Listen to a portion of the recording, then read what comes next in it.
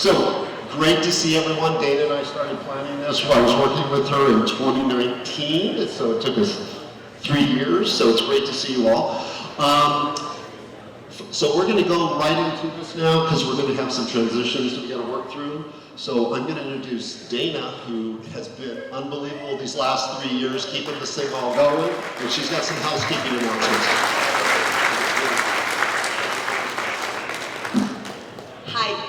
Thank you. Wow, it's pretty amazing to see all of you in person. So I just want to say that is truly great. I would imagine that for most of us, this is the first time during the pandemic that we've gathered with peers and colleagues in a group this size, and we truly appreciate you taking this leap with us. Like all nonprofits and agencies, SRF has had to adapt to working and operating in a fundamentally different way in order to achieve our mission. Producing the annual Salmonid Restoration Conference is our primary venue to promote and advocate recovery of wild salmon populations in California. Most of SRF's supporters and meeting attendees know that the 2020 conference was planned in Santa Cruz just 2 years and a seeming lifetime ago. As SRF and others burrow out of the hole of operating in the time of COVID, it is often felt, at least for me, like a perpetual Groundhog Day, repeating the same myriad tasks that it takes to produce the annual conference, but with a renewed sense of commitment, collective concern, and ever-evolving assessment of mitigated risk. The Salmonid restoration field is one that constantly must assess, evaluate, and mitigate risk. It's a core principle that underlies watershed restoration activities. But as humans that learn from one another, the calculus of gathering now includes responsibility to one another's well-being.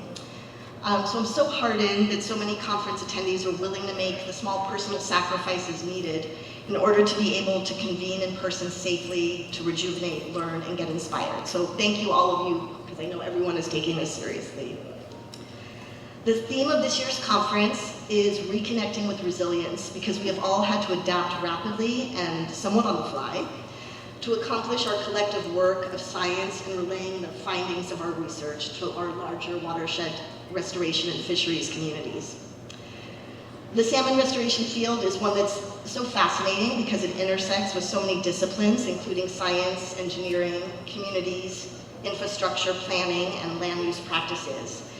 And these intersections obviously animate the lively debate and discussions about the most appropriate strategies and techniques to achieve restoration milestones. Nowhere is this more evident than the SRF conference, where practitioners from many fields converge to address the very issues that are germane to salmonid recovery. Producing this conference has been years in the making, so SRF owes a great deal of gratitude for our many restoration partners who stayed the course with us to build this dynamic agenda, present at the virtual conference last year, and reconfigure workshops and field tours.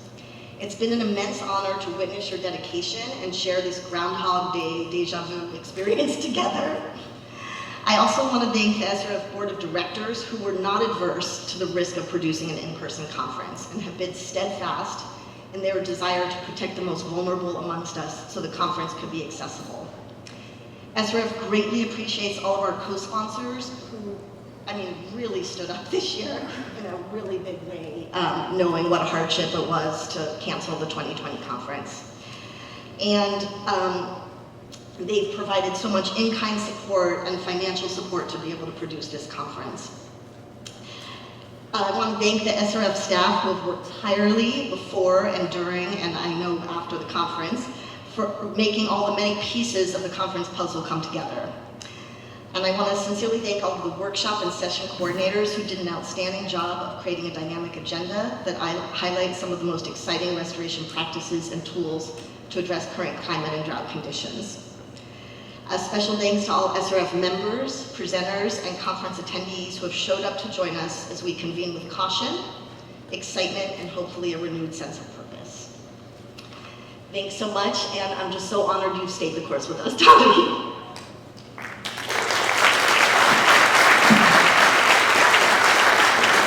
All right, thanks, Dana.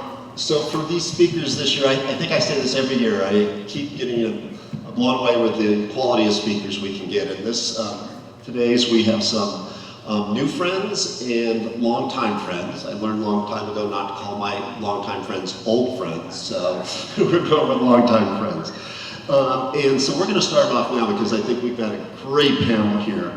Our first speaker is Brooke Thompson. Brooke is a Yurok and Karuk Native American from Northern California. She is currently a master's student at Stanford University in the Environmental Engineering program, focusing on water resources and hydrology. In 2020, Brooke graduated from Portland State University's Honors College with a degree in civil engineering and a minor in political science. Brooke has been an intern for the City of Portland's Bureau of Environmental Services, the U.S. Senate Committee on Indian Affairs, West York Associate Engineering, Save California Salmon, and the California Water Resources Control Board. Awards and honors include the Gates Millennium Scholar, the United National Indian Tribal Youth 2020-25 Under 25 recipient, and a 2017 Undergraduate American Indian Graduate Center Student of the Year Award. She's been busy. Her goal is to bring together water rights and Native American knowledge through engineering, public policy, and social action. So it's a privilege to introduce to all of you, Brooke Thompson.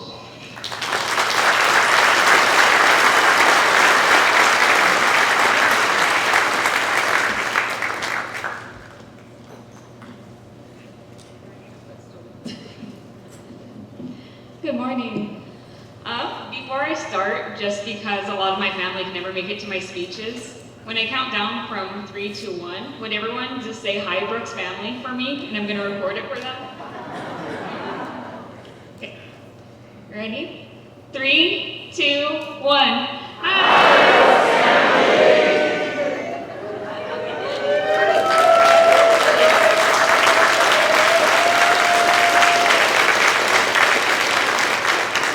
Thank you. I think they'll like that. For work, they think I just sit at a computer, so they don't really understand what I do. But yeah, good morning. My name is Brooke Thompson, and I'm going to be talking about salmon fishing, more than the sport. So I want to talk about my relationship with salmon. I grew up on the Klamath River in Northern California, and I have been involved with salmon since the day I was born. This is my father and my grandfather, Iwak Thompson, where we were living off the reservation in Klamath, California. And you see, even though I was 1 month old, we have a fishing net in the background because we would hang the fishing nets in our houses. This is me as a young kid. So a lot of my time growing up, I spent salmon fishing with my parents. So here's my dad and my younger cousin / brother, Tate. My dad gathering up the fishing net. We do gill net fishing in Northern California. Me helping my dad with the salmon and preparing it for the smokehouse. Me at an art fair where I made a print of a salmon I'm very proud of. And this is where my entire life centered around, was the river that my ancestors have lived on for 12,000 plus years. And in 2007, when I was 12 years old, I got my official first salmon fishing license. And it was the first time I went in a boat all by myself and pulled in the fish on my own. And since then, fishing has been a constant part of my life. It is what I do, how I spend time with my family when I visit them in Northern California. It's what we eat for dinner as a celebration for coming home. It's what we eat at weddings, at funerals. It's a constant part of our life. And it's a generational part of our life. So, for example, this is my cousin Pete, who's showing his kids how to fish. And this is where he spends a lot of his time with his children.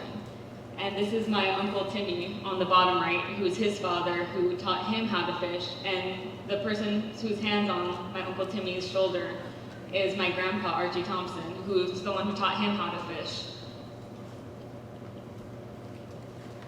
And so for me, fishing has been a constant part of my life. It has been what's connected me with my family. It's been where I spent a lot of my best time as a kid in the summer.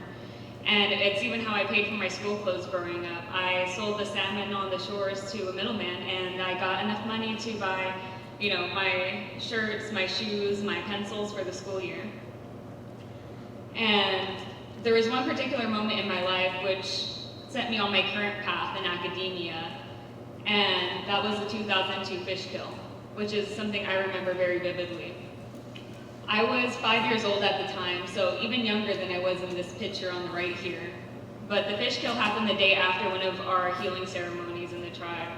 So after a night of being around healing, around family and friends, around good food, from tight hugs from family and laughter, I came out the morning after, a 5-year-old girl on the Klamath River, early morning, and we started hearing rumors about the water and that we had to come out and see what was happening.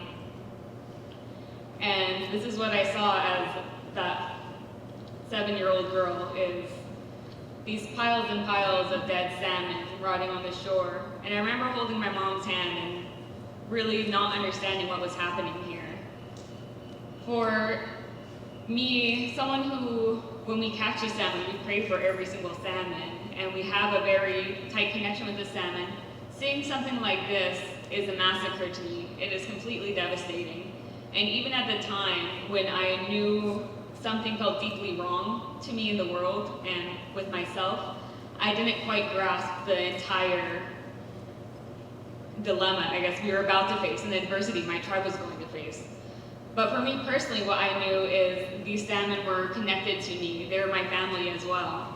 And so for me, this was like seeing my family massacred in front of me, because it was also the death of ties to my ancestors. My ancestors for thousands of years, my great-great-great-grandparents, despite not knowing me, were managing these salmon and living to keep each other alive in order for me to have the salmon when I grew up, so I could live a healthy life. And so I could pass that on to my great-grandchildren and my great-great-grandchildren. So for me, having these same salmon whose descendants knew my ancestors and had a relationship with them, having that all severed within a night when they were just alive the day before, is so devastating to me. And you can see the decline in our salmon through some of the images I took this last year. This was a fishing dock on the left-hand side that me and my dad built by hand. We put this dock together with scrap material, and we fished off of this for years. This is it dried up on the shore just last year. This is our fishing cabin. This is where the door is supposed to be to the fishing cabin. It's completely overgrown. Our boat deck our ramp is rotted out, rusted out. The boats have water in it.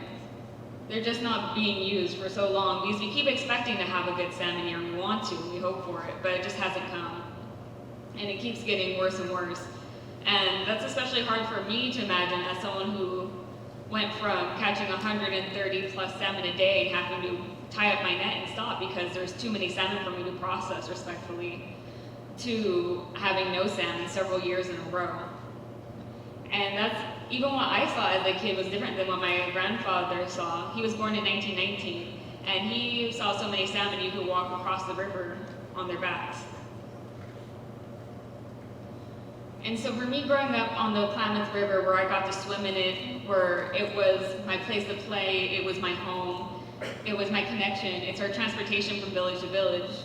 Seeing the signs about the blue-green algae in the Klamath River no longer supposed to be swimming or wading in the water, you're supposed to keep your pets away, and you're supposed to wash your hands after you touch the water pretty much, which is kind of impossible because it's not like there's a lot of hand washing stations near the water. And yet so much of our lives surrounded around the water. It's very hard for me to know that my younger cousins and relatives will get the chance that I did to play in the water and live out that same life, or even the chance I never got that my grandfather had, where he was gathering most of his food from the water. And even here on the top right, you see a dead salmon fry that I found when I was in a canoe last year. And you just see this every single year now. It's just like the dead salmon in the river in the springtime.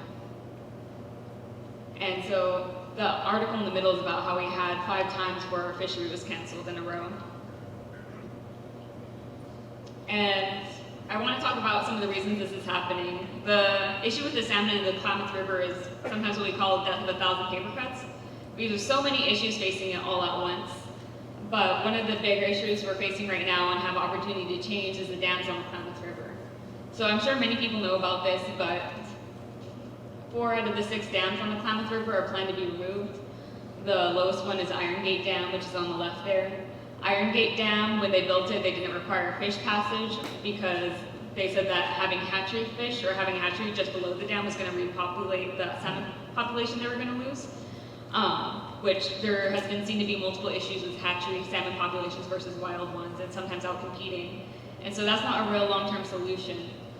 And for me, I thought these dams are going to be removed in 2020, and that time keeps getting pressed back, but the harm to the salmon is exponential as we keep pressing back this time frame. And then there's also the agriculture upstream, the farmers, the cows, and the nitrogen and phosphorus from there that runs into the water makes these blue-green algae blooms in addition to the low flows, so low dissolved oxygen because of the hotter water, which also leads to more spreading of disease, and also the nitrogen and phosphorus, the overnutrients, leads to these algae blooms that affect us on a daily life. And like, as a kid, I remember these huge sheets of algae come floating down the river when they release the dam flows for more water. And I just knew that algae was bad as a kid. And I remember I used to just take a really long stick I find and just shovel it in the river and try to take out as much algae as I could physically, thinking that maybe I could make a difference that way. Because I knew it was harmful for us and our fish, and it even makes it hard to fish because the algae and the moss gets tangled up on our nets. And it makes a real workout for us. It makes the nets like hundreds of pounds to pull in, and then you have to spend all this time taking the moss out by hand, or buying a pressure washer, or paying someone to use their pressure washer to get it out, because the salmon can see the moss in the nets and then avoid it. Yeah, and then the warm stagnant water behind the dams creates many issues too. And keeping this in mind, that we're moving these dams, is important because a lot of times dams are considered green energy sources and renewable energy. And the Department of Water Resources, their plan for long-term sustainability right now when it comes to renewable energy is creating more dams in California, especially prepare for droughts. So remembering not to always take them at face value, and there's many ways we can improve dams, and especially since these ones were built, but they're not a completely green energy fix that's beneficial for everyone. There are effects for salmon populations, and honestly, there's not as much research as there should be on fish passages even now. I mean, I'm sure people here have seen like the salmon cannon, where they shoot a salmon through a tube over a dam. And that's not super realistic, I feel like, for most dams, but there needs to be more research on it. And that's one of the things I talk about at Stanford, is how we have this lack of knowledge, but also the lack of funding for this kind of information for these hydroelectric dams, despite it being something we're moving towards in California. Oh, and then this is also a book I just like, if anyone hasn't read it. King of Fish, Sam. But I talked a little bit about my history, but I want to get a few steps back for those of us in California, because I feel like I wasn't taught an accurate history of Northern California in my history classes, and I had to learn it in college myself. So in case anyone doesn't know, at least the Cruz tribe has been around in California for about 12,000 years, if not more. And to get an idea of when we started having these issues, and I measured this out and did the math, that tiny square on the top right is where we've had contact with outsiders or Europeans or Western culture. So the gold rush in California really took off in 1849, and within the first 2 months of that, 100,000 Native Americans died. And within the first 20 years, 80% of Native Americans in California were murdered and killed. In 1851 was the Yurok tribe's first official contact on paper. So people were coming up because of the gold rush to our area. And many people don't know this, but in 1850 to 1870, there's actually Native Californian native slave trade, and that took place in centers like San Francisco. And we were purposely exterminated. The picture on the top left is of gold miners murdering indigenous people. Our first governor of California in 1851 said that a war of extermination will continue to be waged between the races until the Indian race becomes extinct. Must be expected. And then in 1911, the first dam was built on the Klamath River. So I bring this up because a lot of times in indigenous ways of thinking, we have a much longer time phrase or state of thinking. And you can see this even in our language. Our language has different lengths of time than the English language does, because English language has past tense, present tense, and future tense, but the Yurok language talks about very, very long ago, a little while ago, happening now, continuously happening now, in the future, and so on. And so, even through our language, it changes the way we think, and we think on a larger time scale. And then giving even more into the nitty-gritty of it. Right, we have 1851 with the first contact. 1903, I have on another one. 1903, the first dam on the Klamath River. 1919 was when my grandfather was born. And in 1924, the first natives got the right to vote in the US. And so my grandfather was born before we even had the right to citizenship as native people in the United States. In the 1940s, it became illegal for natives to fish on the Klamath River. And we were, as native people, used kind of as a scapegoat to be like, why are some of the populations dying off? And it's very hard for me to even understand that reasoning, because we're obviously not the thing that changed in the last 50, 25 years. It's everyone else who changed around us and their practices and their infrastructure. But we were the ones banned for the river. The last dam was built in 1962, and the same year my dad was born. And then in the 1970s, there was the fish wars. So my family, my uncles, my aunts, and my grandparents literally fought federal agents and police for the right to fish again on the Klamath River when we weren't allowed to anymore. We said we were going to continue fishing, and this is something that is essential to our way of living. And I remember elders talking about how there's canneries in like Fort Dick area, or where is it, Oric, where there's a cannery there, and they would talk about having to sneak in at night and take salmon scraps from the bottom of the floors, because that's the only way they could get it at the time. And they felt like the rats there because they were doing the same thing. And so our resources were being taken from us, but we weren't allowed to benefit from it whatsoever. And then in 1978, Native Americans got the right to religious freedom. And so we didn't have the right to practice our ceremonies that you saw pictures of me in earlier, and practice main parts of our culture until the 1970s, late 1970s. In 1995, I was born. And that's also when we started revitalizing our language and many more of these dances. In 2002 was the fish kill. In 2018 was the first year my family caught no fish. And then in 2024 is when we hope for the dam removal. So historically, the Cruz tribe ate about 450 pounds of salmon per person per year. Today, that's closer to 5 pounds per person per year. And I bet it's even less now, because this was done in 2005, the study. And this is important because for me, the death of the salmon means the death of my people. Native health has 4 main branches to it, and that is community and family health, physical health, which is what Westerners usually focus on, is the physical part, spiritual and cultural health, and mental and emotional health. And you can't have one of these things without having the other. If one of these parts falls apart, the entire thing falls apart. And these are all centered and are dependent on the land and the water and their health. Some examples of this is physical health helps prevent disease. You have less stress, so that's beneficial to your mental health. Releases endorphins, and you have a longer life expectancy. And for us, having good physical health would be eating the salmon and getting those key nutrients and vitamins and protein. And then exercising, from pulling in the nets, pulling in the salmon, cleaning them, hiking them up and down the hills. It's a lot of work. Like when I was salmon fishing, I never needed to go to the gym that summer. I was getting the best work out of my life.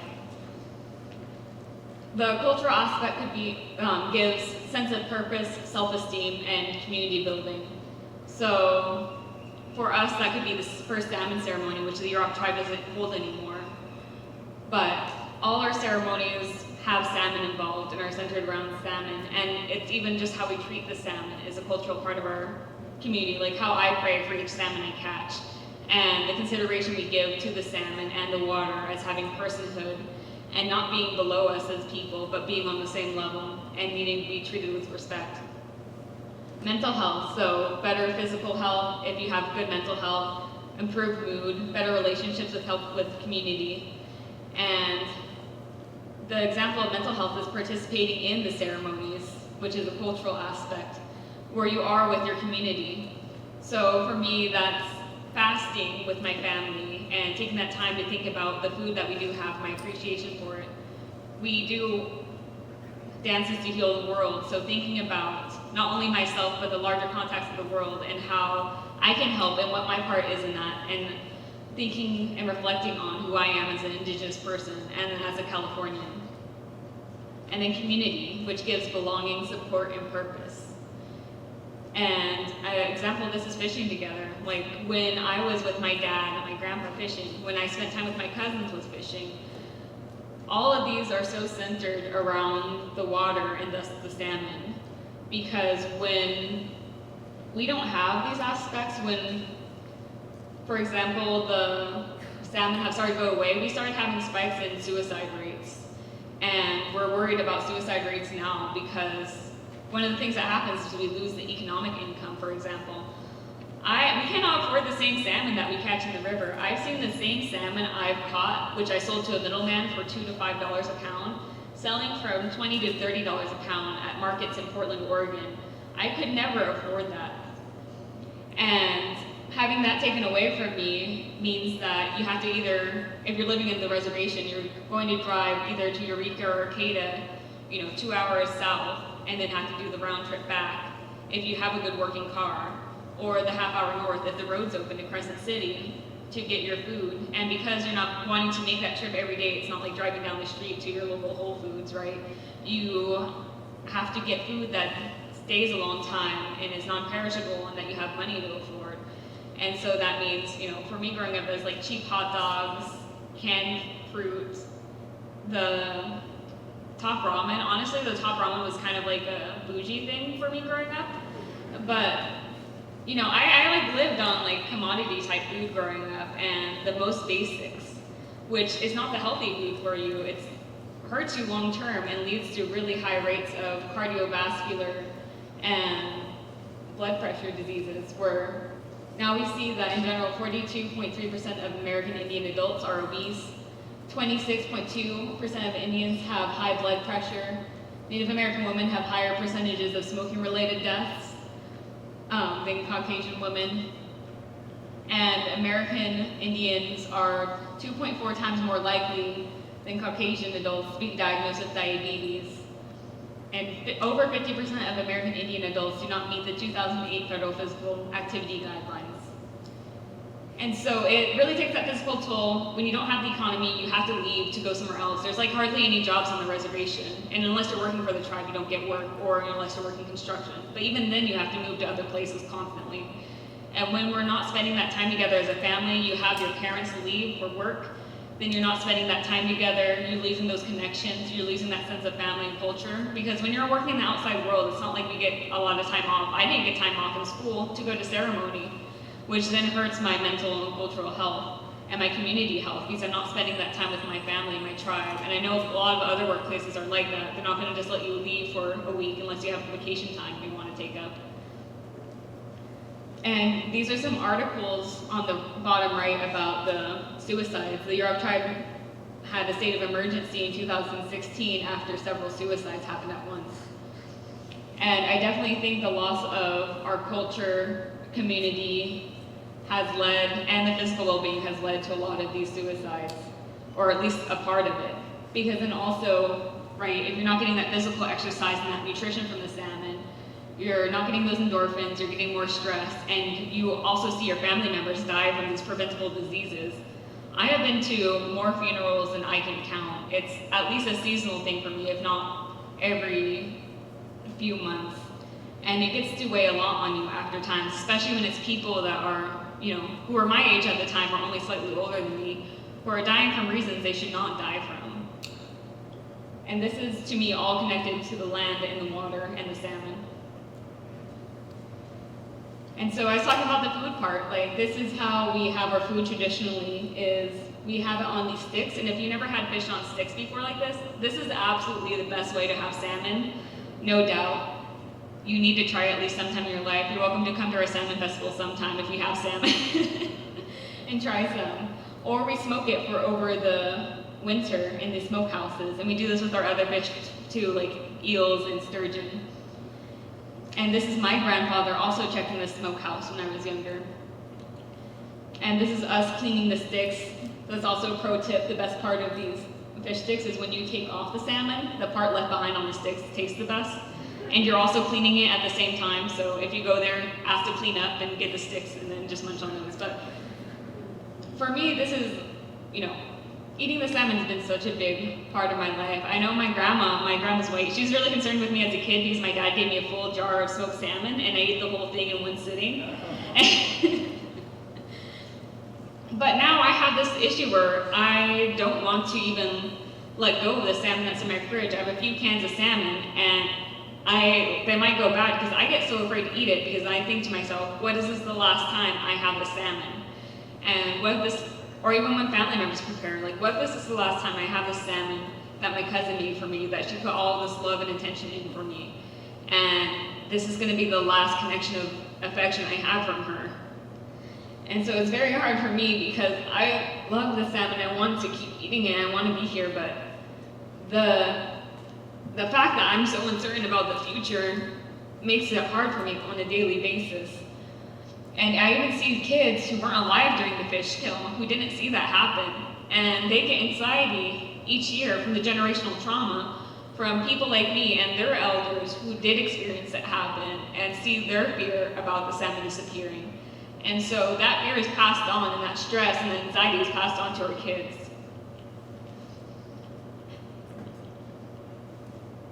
So again, for me, loss of salmon means loss of life.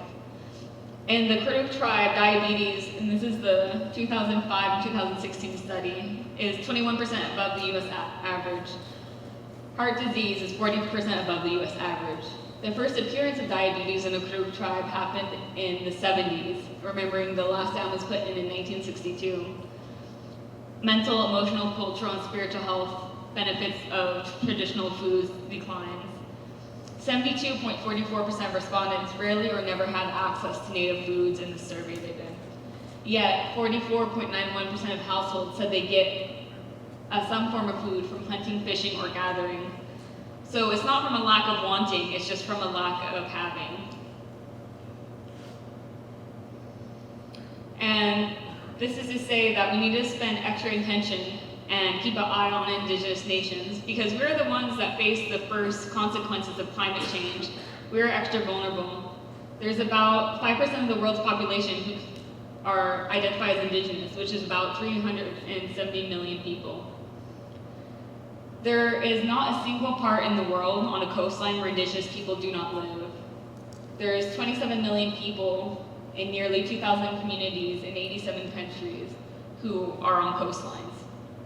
Agriculture, there's a loss of food sources and economic support with climate change for our communities. And also with the sea level rise, I've met other indigenous people who lost their funeral grounds, their homelands, their traditional dancing grounds because of the sea level rise already, especially on small island nations. And so as a coastal and river person, this is something I'm also very fearful of, because a lot of, again, all our towns and ceremonies are along the river itself. Deforestation, indigenous people and local communities manage at least 24% of the world's forests. Biodiversity, indigenous peoples protect 80% of the Earth's biodiversity. And this is something to keep in mind because, again, we've had these solutions for such a long time. We've been living in the US for thousands and thousands of years with no issue and living in harmony with the environment where it's not just the environment did well despite us being there, but the environment flourished because we were there and because we were working together.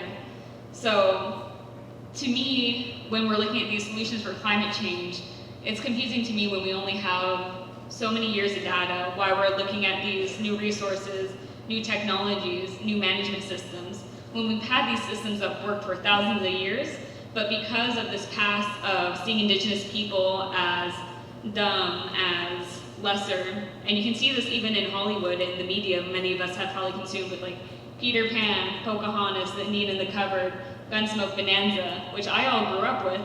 They do a thing called Indian speak, where they speak broken, slow English, and that was actually to make us seem like foreigners in our own country. And according to the Harvard Implicit Bias Study, a majority of Americans see Native Americans as foreign and not American.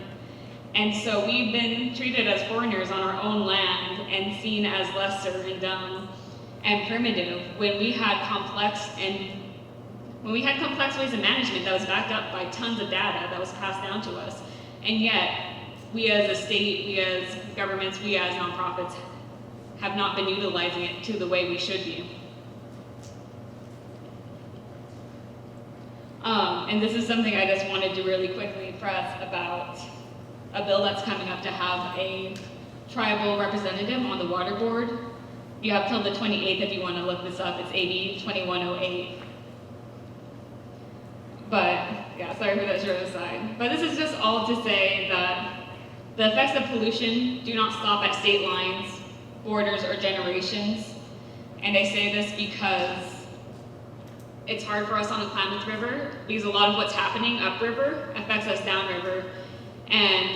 But we don't have the voting power in Oregon to make the decisions up there. We don't have, that's not our legislation, that's not who gets to make decisions, but yet it's affecting us very greatly. And so we need to push past some of those pretend borderlines and realize that all these rivers and water systems are interconnected, and that we need those connections outside of California too to benefit California water and salmon. But also that we are all downriver people at some point, and we, as a voice for the land, must prevent harm at its source. And for me, that's being a Yurok citizen, which translates, the word Yurok translates to downriver person. So for me, there is things we can do. It's not a hopeless situation with our salmon. We have the knowledge, we have the data now, we have the science.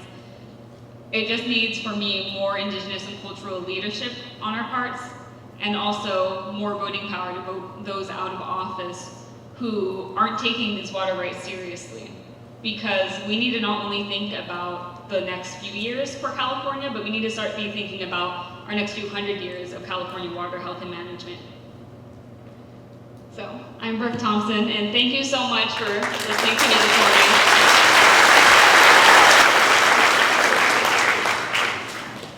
Sorry. Questions, and then at the end of this session, Brooke will be on the panel to answer more questions. So do I have a couple quick questions from anyone? Right here. Please speak loudly. Brooke, good morning. Thank you. That was really very powerful and moving. But I wondered how you see your civil engineering expertise and experience fitting into this and making help transition to making some solutions happen. Yeah, that's a good question. For me, for example, the civil engineering has given me, one, the academic background to talk about these issues. I feel like a lot of times when I talk about these issues or see others without a college education, we're brushed off quite easily. So for me, not only having civil engineering, but any kind of STEM background makes it so I can back it up with, academic language, academic research. Because we don't even have access to peer-reviewed journals unless we're paying fees for it as a common citizen. And so for even having that access and background has been really beneficial for my advocacy work. But then also, for example, like in civil engineering, I get to take classes at Stanford specifically on dams, how they're built, what we do and don't know about them, the future of dams in California, how water policy works, who makes the dams, who owns the dams, and who makes the decisions about them. And so having that intricate knowledge about how they work, and then also being able to talk about the technical language with, this is the design life for a dam, these are the issues that are associated with it that we need to look out for, in addition to bringing in the indigenous lens, is really beneficial. And then, for example, a lot of dams are built with over 100 years of design life, meaning they're planned to be taken down in 100 years or so, but often they're not. A lot of infrastructure stays longer than it's designed for. And the assumption is that technology will advance and we'll have ways to take down the dams in the future that we don't need to worry about right now. But for me, bringing an indigenous lens to civil engineering would be something like, we need to be designing how the dam's going to be removed when we're designing the dam itself, and not worrying about a future generation, a future engineer taking it down, and what are we going to do with the material from the dam when we take it down? What's that process going to look like? How do we make it easier for the future generation instead of just like this is their problem? So this is one of many examples how engineering, specifically civil and environmental engineering, has benefited me in this cause. Thank you.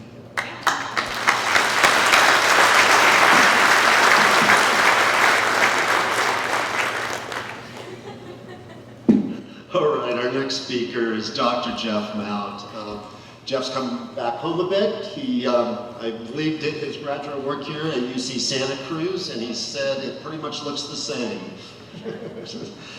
Jeff is a senior fellow with the Water Policy Center of the Public Policy Institute of California. He is an emeritus professor of Earth and Planetary Sciences at UC Davis, and along with Peter Moyle, founded the UC Davis Center for Watershed Studies. His research in fluvial geomorphology focused on managing and restoring rivers. By his own admission, as his attention span has shortened, his interest in water policy grew, leading to his current gig with the PPIC. So please welcome Jeff Mount.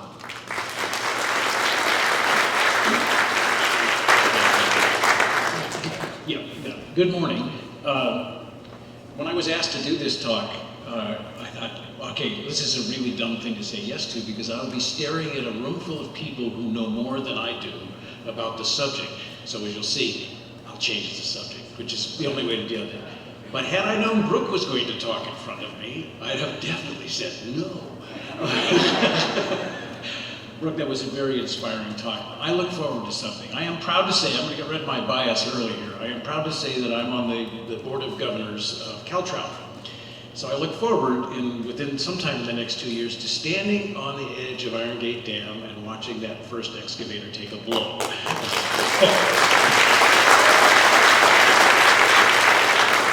And if you've ever seen this, it's quite. I was on the board of directors for American Rivers and stood on the margin of Elwha Dam when the excavator did its first blow there.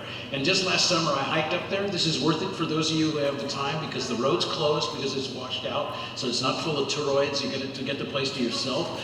And you walk up there and you will see salmon spawning there where they had not for more than 100 years. So it's worth it. And that now ends the cheery side of my talk. I am going to focus today on drought. And the thing is, because you all know more than I do about the subject of salmonids, you're all fish squeezers to some extent here, I'm going to talk about the policy side of drought. But first I want to say, I stole everything I'm going to say in this from somebody else. If I've had a conversation with you over the last 20 years, I stole something from you. And at the top of the list of people I've stolen stuff from was my good friend Peter Moyle, the most consequential colleague in my career, in my entire career. So lovely Peter, yes, we were all dressed up. That's on the Chilcotin River when we were running a class for our students up there in British Columbia.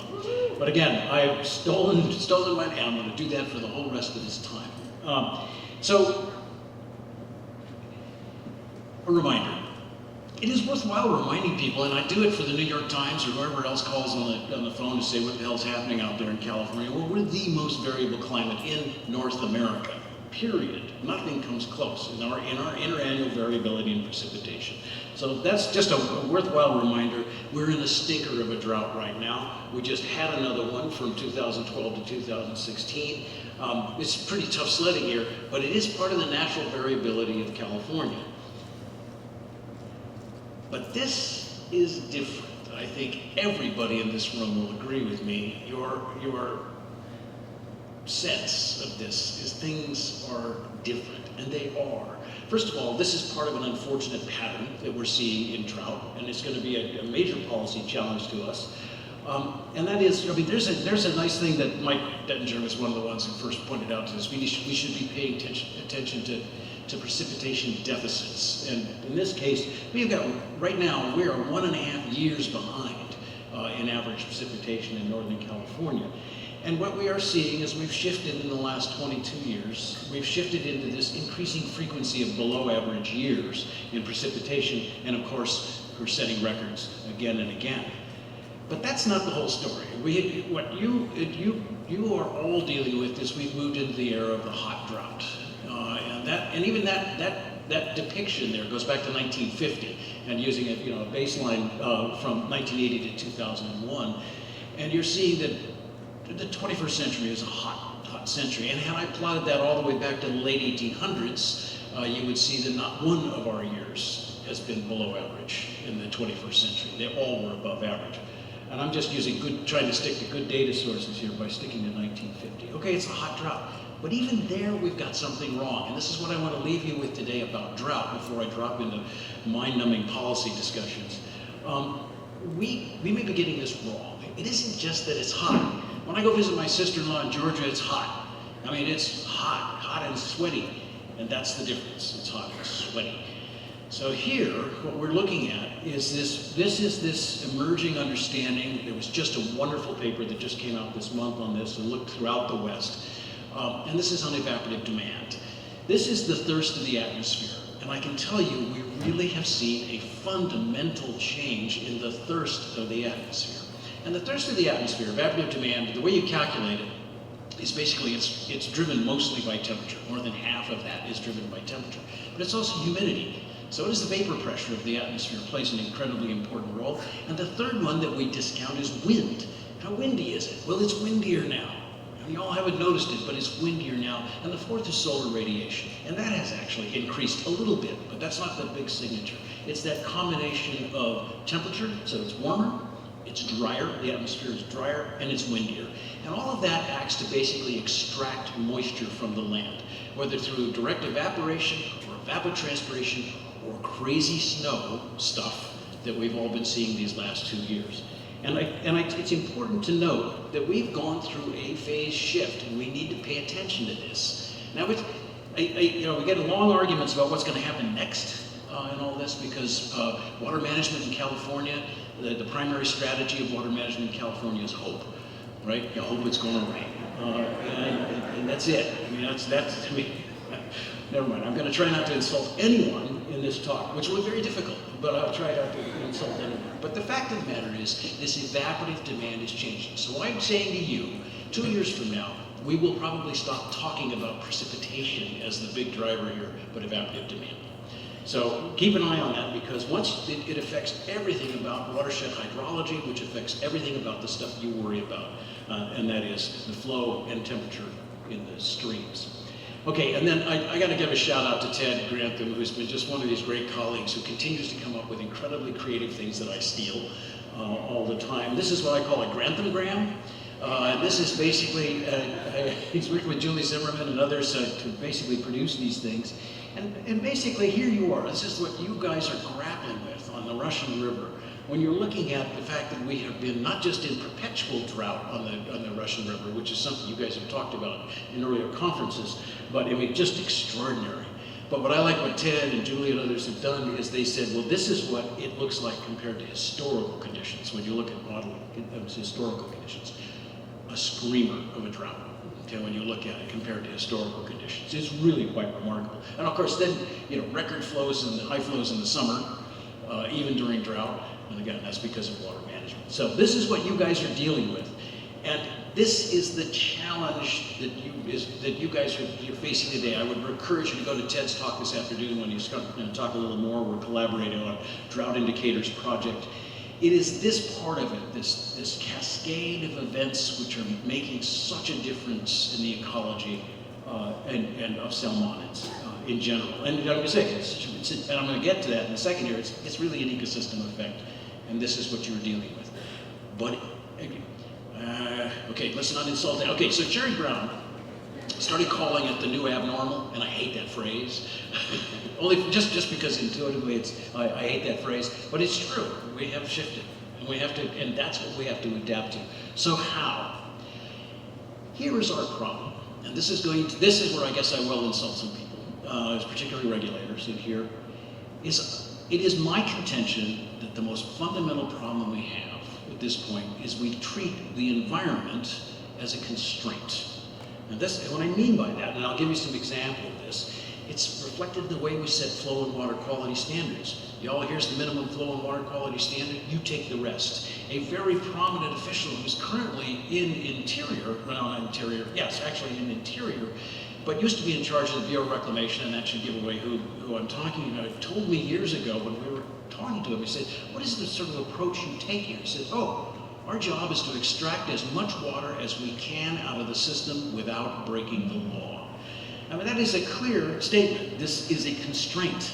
So, and then along the line, we've produced all these bizarre thresholds, water year-based thresholds in here, which right now we're producing some of the most extraordinarily bizarre results in water, in the way we manage water.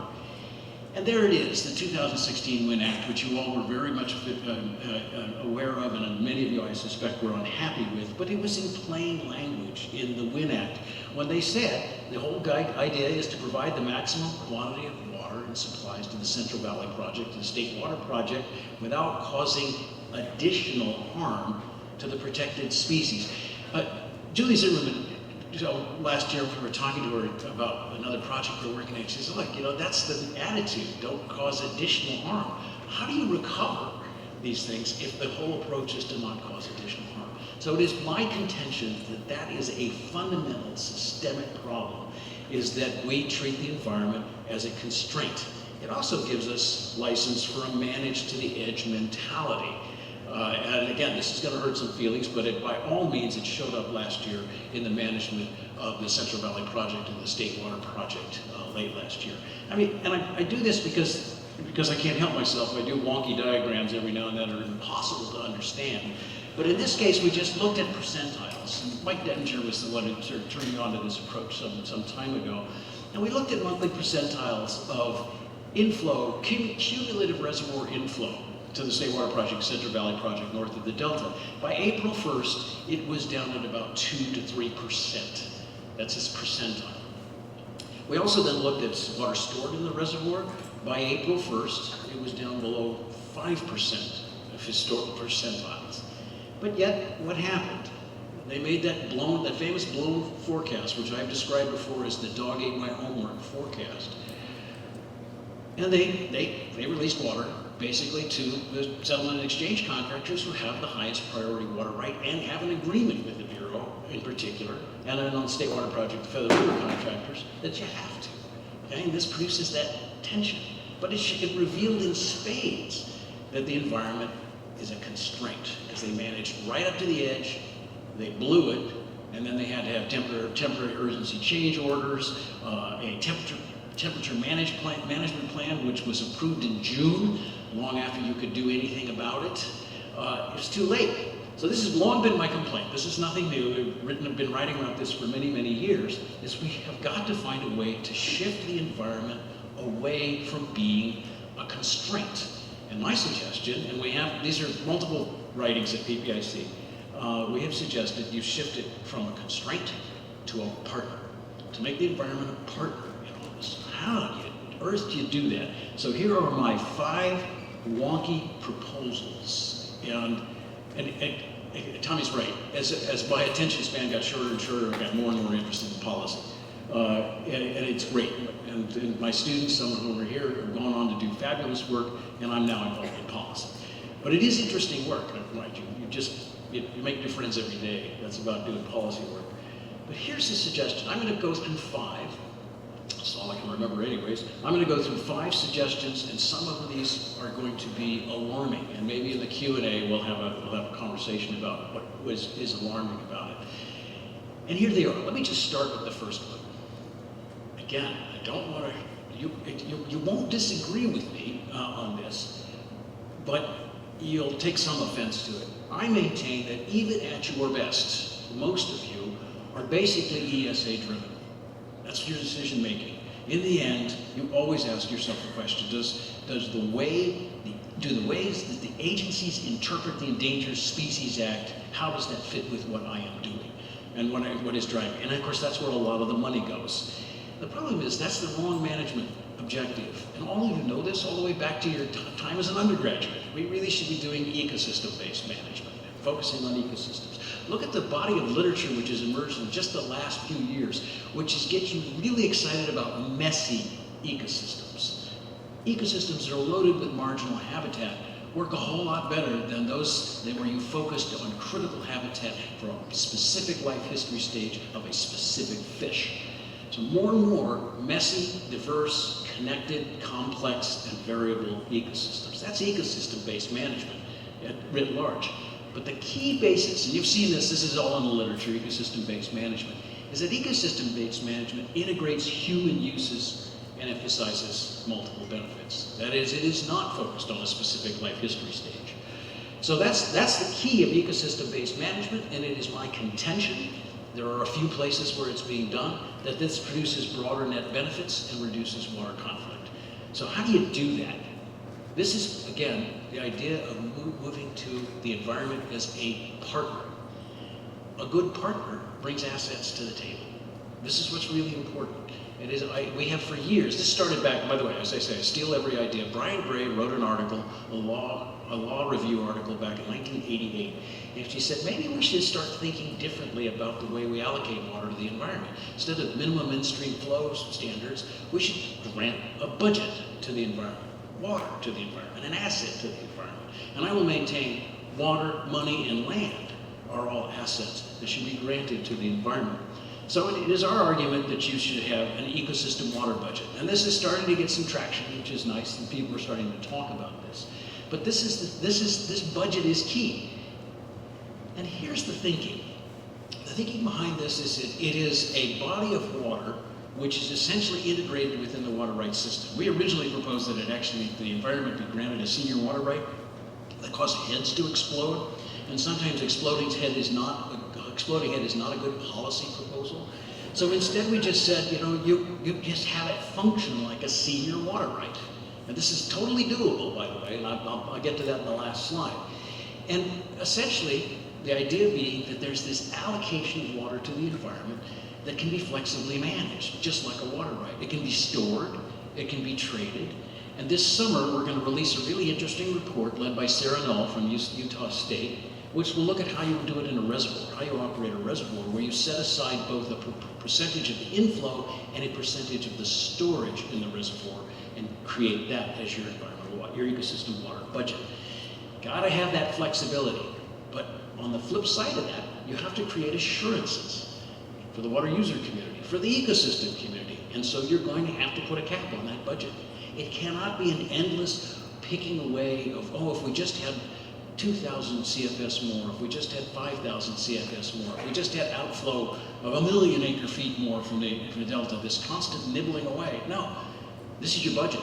You got to work within your budget. And this is a proposal we've been pushing with the State Water Board for some time. So fixed budget return is key. The second is good partners make very efficient use of their assets. And this is key, and I particularly want to thank Sarah Yarnell and Ted Grantham and others who've been trying to school me on this over the years. We do not make efficient, I'm happy to have this argument, and let's start with a beer. We are not efficient with the use of water we've allocated for the environment. Our current approach to set it and forget it, in-stream flow and water quality standards is inefficient. And it's inefficient because it's not managed flexibly. And the reason it's inefficient is we want assurances, right? Everybody wants to know what the environment's going to get. But the environment needs to manage this flexibly, especially in these changing conditions. So the suggestion is, start thinking about allocating that ecosystem water budget and allowing somebody to manage it. And I had that on the earlier slide.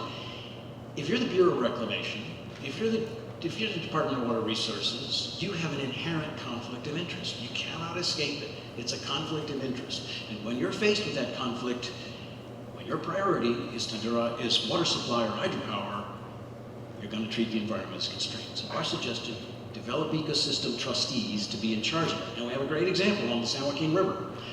We have a restoration administrator on the San Joaquin River. And yes, it took a lawsuit and 20 years of effort to get that established, but we have a restoration administrator who has a budget. And he sets it forward. He sets that forward. He may be here, Tom might be here, but he sets what to do with that budget of water. It's quite unique, and it's surprising because the water user community is okay with it. They don't like what he does with it, but they're okay with it because they know what he has. And he knows how and that he gets the choice of how to move that water around, which I think is really important. So functional flows, I've been educated on this by Ted and others, and Anna Sturrock always reminds me now we call it flow shaping. I don't care what you call it, but it is the selective allocation of the water that you have, which is key. And this comes to the other part. When I disagree, we have written extensively, disagree strongly with the State Water Resources Control Board, who always throws up their hands and says we cannot regulate habitat. All we can regulate is water. That is not true. The board's power is quite broad, and they can go ahead and edit, and they have, and in a number of cases they have. So we have got to do a better job. If it's going to be efficient, we've got to pair it with land. If there's anybody in this room that will disagree with me on this, and you guys all study this all the time, it makes more water is not always better for fish, especially warm green water is not always better for fish. But unless you can connect it to the land, that's going to be key. And this is what's showing up in spades in the Central Valley, North Coast, Central Coast. We've got to pair that water. If you're going to do functional flows, you've got to pair it. You've got to pair it with structural habitat. The fourth thing is a good partner has a plan, and it is my strong criticism of California and the federal regulatory agencies that we basically, when it comes to drought, it's ad hoc responses. Okay, we're constantly trying. I mean, we saw that in spades, the 2012-2016 drought. We're literally making it up on the fly. We don't plan for droughts. We respond to droughts, and that's wrong. My argument is you really need to have a good plan. And I'm going to start by using the Australian model. And the Australian model, and I'm using Victoria as an example, we wrote about this back in 2016. Basically, you have a water holder, an environmental water holder, who holds a particular water right that belongs to and it's equal in priority to senior water rights. And what that water holder does is every year he vets a plan. That's a fairly complicated plan with the water user community, saying these are my restoration priorities, and actually I'm going to pair it with these actions in the watershed, and I'm going to give you a decision tree. In fall, I'm going to give you a decision tree. These are the decisions I will make on a monthly basis, depending on how things unfold over the course of the winter. We don't have anything like that, with the possible exception of the restoration administrator on the San Joaquin. That's what you need, so that others know that what you do, so heads don't explode when you make a decision. But instead, right, what way we do it today is people go into a dark room somewhere, and out comes the allocations for the Central Valley Project and the State Water Project. Or decisions are made in the middle of a drought, rather than saying these are the decisions we will make. And of course you have to link it to structural habitat. We've been saying that all along. And finally, the other part of this I want to mention, and we've been very critical of our friends. I mean, these are people we work with all the time. Priority setting. You cannot fix everything everywhere, and that will make some of you upset in this room that you might be working on things that are really a low priority. But as California in particular, we have not sat down and said, what are our priorities?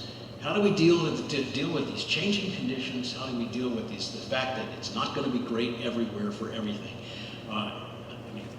The restoration of spring run Chinook salmon on the upper San Joaquin is probably an example of a priority we would not set today, but it was a lawsuit, and so we're kind of stuck with that, and we got to continue to work on it. But instead, make those priority decisions. That's tough because and they do a good job of that in Australia. They say, no, we're not going to work on this. No, mate, we're not going to work on this.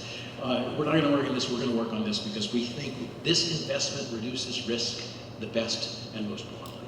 And I think that's probably key. Again, by the way, part of the reason I'm really interested in having a trustee manage these things, I want to tell you this, because we have now started to move into an era of collaborative governance of everything. Everybody's got to be at the table for everything. The problem is, that means everybody's in charge and nobody's in charge. And I have repeatedly said, you have to have somebody to hang when things don't go right. and there's nobody to hang. And I think there's value in hanging people. Did they say that? Is this being recorded? Okay. Okay, that's right. Well, I've often said that there's no problem in the Delta that can't be solved with a few strategic funerals. All right. So lastly, trust but verify, as Ronald Reagan would say.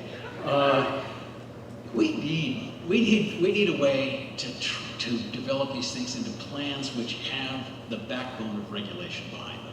Okay, so this is why, and it turns out there's lots of this going on all over the place. Elements of this is going on all over the place. When we looked at this a couple of years ago, we found some really great examples of this. Top of my list is what's going on in the Upper Santa Ana watershed and the HCP that they've put together, which is really kind of everything I talked about is embraced in that, with the exception of a trustee who would be in charge of it.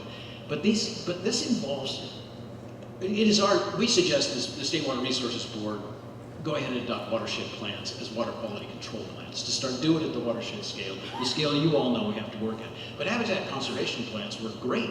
They can work great if they're designed this way. NCCP, not so much. There's some problems in the law that makes it a little harder to make it work, but it can work. And I'm going to say something that is anathema to many of you. I am not opposed to the voluntary agreements that are trying to be negotiated in the Central Valley. I think we have to have something like that voluntary agreement. I just wish that they had brought in the environmental NGOs. I'm not speaking for Caltrout. I advise them to stay away from it. But I think that it would have been a better job if they could have brought them in. But I think these negotiated agreements are a good idea. They're messy, they're wrong, but I got to tell you, take a look at the Colorado Compact. That's one of the most durable negotiated agreements. Nobody wants to mess with it. It has saved a lot of suffering and fewer lawyers made a lot of money out of it. But you need a regulatory backstop and all of that. So I'm proposing only legislation here is something equivalent to the Sustainable Groundwater Management Act. That maybe we have the Sustainable Watershed Management Act, which has all of this that I just talked in, and yes, I like the acronym, SWMA. Sounds like I'm from Jersey. SWMA. All right, trust but verify. Okay, so I'm going to wrap this up with summary. What's it going to take? Okay, I think we need to, I really want to push to this notion of ecosystem-based management rather than trying to focus on the individual life history stage of an individual species. I believe we can do this ecosystem water budget. It's worked elsewhere. I think it'll work quite well here. In fact, I would suggest it strongly for the Central Valley Project and the State Water Project, but you need an independent trustee to manage it. It's extremely important we deal with this conflict of interest with the trustee. I'm a big fan of functional flows as an efficient use of your water. You have to demonstrate efficiency of use, otherwise everybody gets cranky. And plans, for goodness sake, we have to stop with this ad hoc response. I mean, look, I love the governor's water resilience plan. Have you guys all seen this? It's got 144 priorities in it. Okay, that's not a priority. And then, of course, existing laws. I have one of the best water lawyers anywhere, and that's Brian Gray, and Buzz Thompson, and Jennifer Hart, and Kerrigan Bork. I mean, all these people who I sit there and steal ideas from, and they keep saying this is all doable under existing laws. You don't need new legislation, but it would help if the legislature stepped in. Finally, you all. You are doing amazing work. I was just looking over, listening to it all. I just am stunned at the quality of work that's being done and the effort. But you got to help us shape the policies to give support for the work you're doing. And this is why it's worth it for you to engage in the messy, unpleasant, short attention span policy side of this. And by the way, if you're going to do it, now's the time. The legislature is open. They're asking for good ideas. This is the year to do it. They also have a lot of money, which is very helpful. So I'm hopeful that you will do that. So finally, these are the reports. You can go online at PPIC and pick up these reports.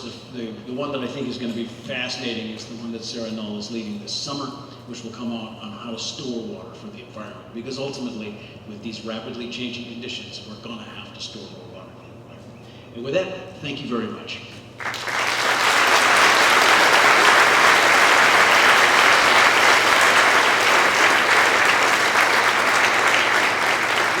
We have time for one or two questions, and I see a very anxious question in the back.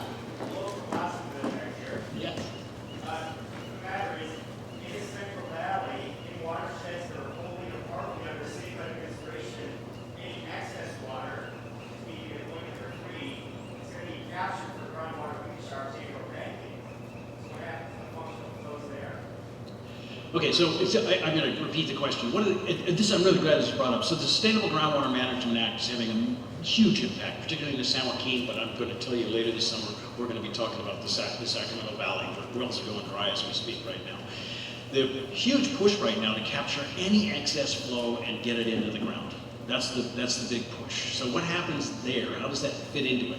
Well, the fact is, you're going to see a report from me in 2 weeks on that very issue. And what we're finding is in the wet years, okay, it's key, in the wet years, there's a lot of water that's available for recharging groundwater, but not so much in the middling and dry years. So the issue is focus that groundwater recharge in the wet years like 2017, 2019, 2011, years like that. Those are the years to do it, to stop trying to steal water out of it in every single year. There isn't room for that. But the functional flow side still works if you will give me a budget. Okay, give me a budget and let me manage it. So I am not despairing over that. I have to look at my notes for Sean because it's always difficult introducing someone you've known for a while. Sean was a colleague of mine. So I usually ask them for their notes because I might not pick out the things to say about them. But Sean did a wonderful job. I asked him for some material. Many of you remember Sean. He's still very active. Sean Hayes grew up on a sheep farm in upstate New York. Sean Hayes, no. And then went to school for a really long time. After school, he found the perfect career combination of service and science when he started working for NOAA Fisheries in 2001. Today, he is currently the head of protected species research at the Northeast Fisheries Science Center in Woods Hole, Massachusetts. He has studied a broad range of salmon and marine mammal species and loves using science to address seemingly impossible management challenges. He has become increasingly fascinated by the social power of key species, particularly salmon, to influence key societal issues, and will be sharing some of those observations today. Please welcome back to Santa Cruz, Sean Hayes.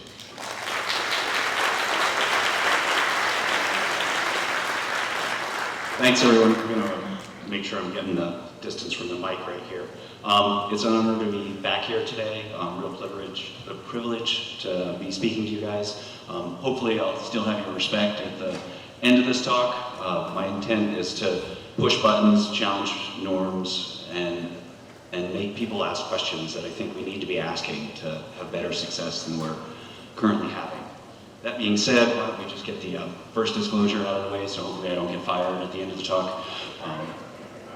But moving forward, I do want to thank my co-authors. This talk it's partly the ramblings of a guy who's been sitting in his living room for 2 years and not a lot of other people to talk to, but I have actually had some really, really good conversations with many of you in this room over the years, but also Stephanie Carlson and John Kosick and Brian Kluwer. We all have a paper coming out on thinking about salmon recovery, southern salmon recovery in the context of this management framework that I'll be talking about later in the presentation.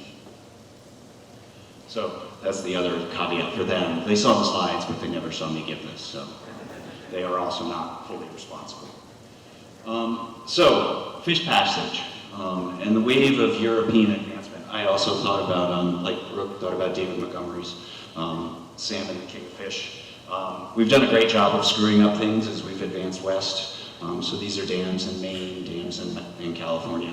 Fish passage is obviously an issue. I'm just going to be going through challenges that salmon has in the context of my title. So forest fire, climate change, and then this is a sort of a rough approximation of Atlantic salmon populations in the East Coast. I'm an Atlantic salmon guy now, so my colleague John Kosick put together. And you can basically change the species on this and have the same story for East Coast or West Coast. These are your 4 H drivers: habitat, hatcheries, harvest, hydropower, and then you've got the 3 H'ers of the apocalyptic climate change horsemen of high seas, regime shifts, heat, and H2O, wetter and drier.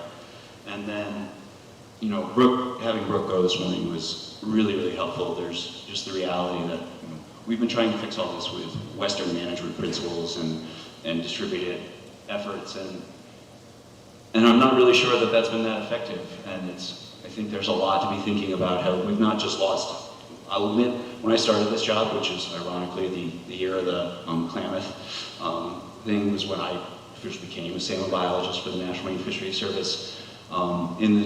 Really the 20 intervening years, I've really just sort of thought about the loss of physical rivers, and it's really, I've only, through conversations with my colleagues recently, and that I really started becoming aware of how the human management that was happening in these systems, that was an integrated part of them, that we've lost.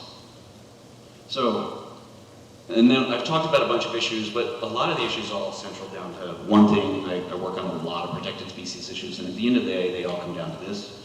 This is a human population estimate, but it's a number, right? It's really hard to comprehend, and I actually made a little video of this counter on this day, which was about 3 weeks before the world really shut down. In that interim, 15 million people have died of COVID, but in that same time, if you go look at that counter earlier this week, the new population estimate is 7.9 billion people, which means that since the beginning of COVID, the global population has increased by 250 million people, which means COVID hasn't even been a roadmap, a blip on of the human population growth challenge, which is what all of our protected species and ecosystems face. So just think about that as it's not just a number, it's a rate, and it's not slowing down. And I have contributed to that. I have a 3.5-year-old and another daughter due in August, and my Irish guilt sort of kills me on that every day in terms of my love for my children and family and how we move forward with preserving the ecosystems. So outlook not so good. About 3.5 years ago, I was at a meeting in northern Maine with all of my state and federal agency colleagues on Atlantic salmon. And at a low point in the meeting, I sort of asked the room for, raise your hand if you think if everyone in this room does their jobs really well, that Atlantic salmon have a good chance of recovering. And so before I tell you what the answer was, I'm going to ask you, raise your hand in this room if you think our CCC coho, winter run Chinook, and southern steelhead stocks have a good chance of recovering if we all do our jobs just really well. I got 2 more hands than the last time, but there's 200 more people in the room, so same story. So it's a tough challenge. Why are we here? Why are we trying? And so let's talk a little bit about biology. So my early training was in evolutionary theory and evolutionary biology. There's this principle that species sort of evolve to be optimal for the habitat that they live in over time. And this is a long time period. And there's this concept of evolutionary stable state or evolutionary stable strategy. And the idea is basically just that when a species is well adapted to its habitat, then it's hard for another species to displace it. So geologically, and I'm probably going to get yelled at that I really don't know what's going on. I read a couple of geology papers in prep for this talk. The last glacial ice age peaked about 20,000 years ago, and then sea level was about 120 meters lower than it is today. Interestingly, we had really steep shorelines because of that, and probably didn't have a lot of coastal estuarine habitat. So fast forwarding, sea level rise with the glacial retreat peaked about 5,000 BC until we started warming up the planet again. So it's really been roughly for the last 6,000 years that we've had maybe at least the habitat that salmon have been in along coastal California for maybe the last 6,000 years. And I might be wrong on this, I might be accurate on this, so I apologize. My point is really here is these species have had roughly 6,000 years of fairly stable evolution of ecosystem and indigenous curation too. So, and then about 1,600 years ago, my ancestors and a lot of your ancestors showed up and started moving west. That was the beginning of European settlement in North American salmon habitat on both coasts. But in the interim, we had 60,000 years of evolution before that. Since the 1800s, essentially commenced the impact of the 4 H's, climate change and policy. We have the Endangered Species Act came out in 1973. And then, since then, Robin Waples wrote a seminal paper in 1991 that was based on sort of the genetic principles of that fish are genetically distinct, and he asked these 3 questions and posed these 3 questions. How do we define, obviously we have what we think of as stocks of salmon up and down the coast, and ESUs and distinct population segments. And in order to sort of define a regional species category for a management unit, he felt we needed to answer these 3 questions.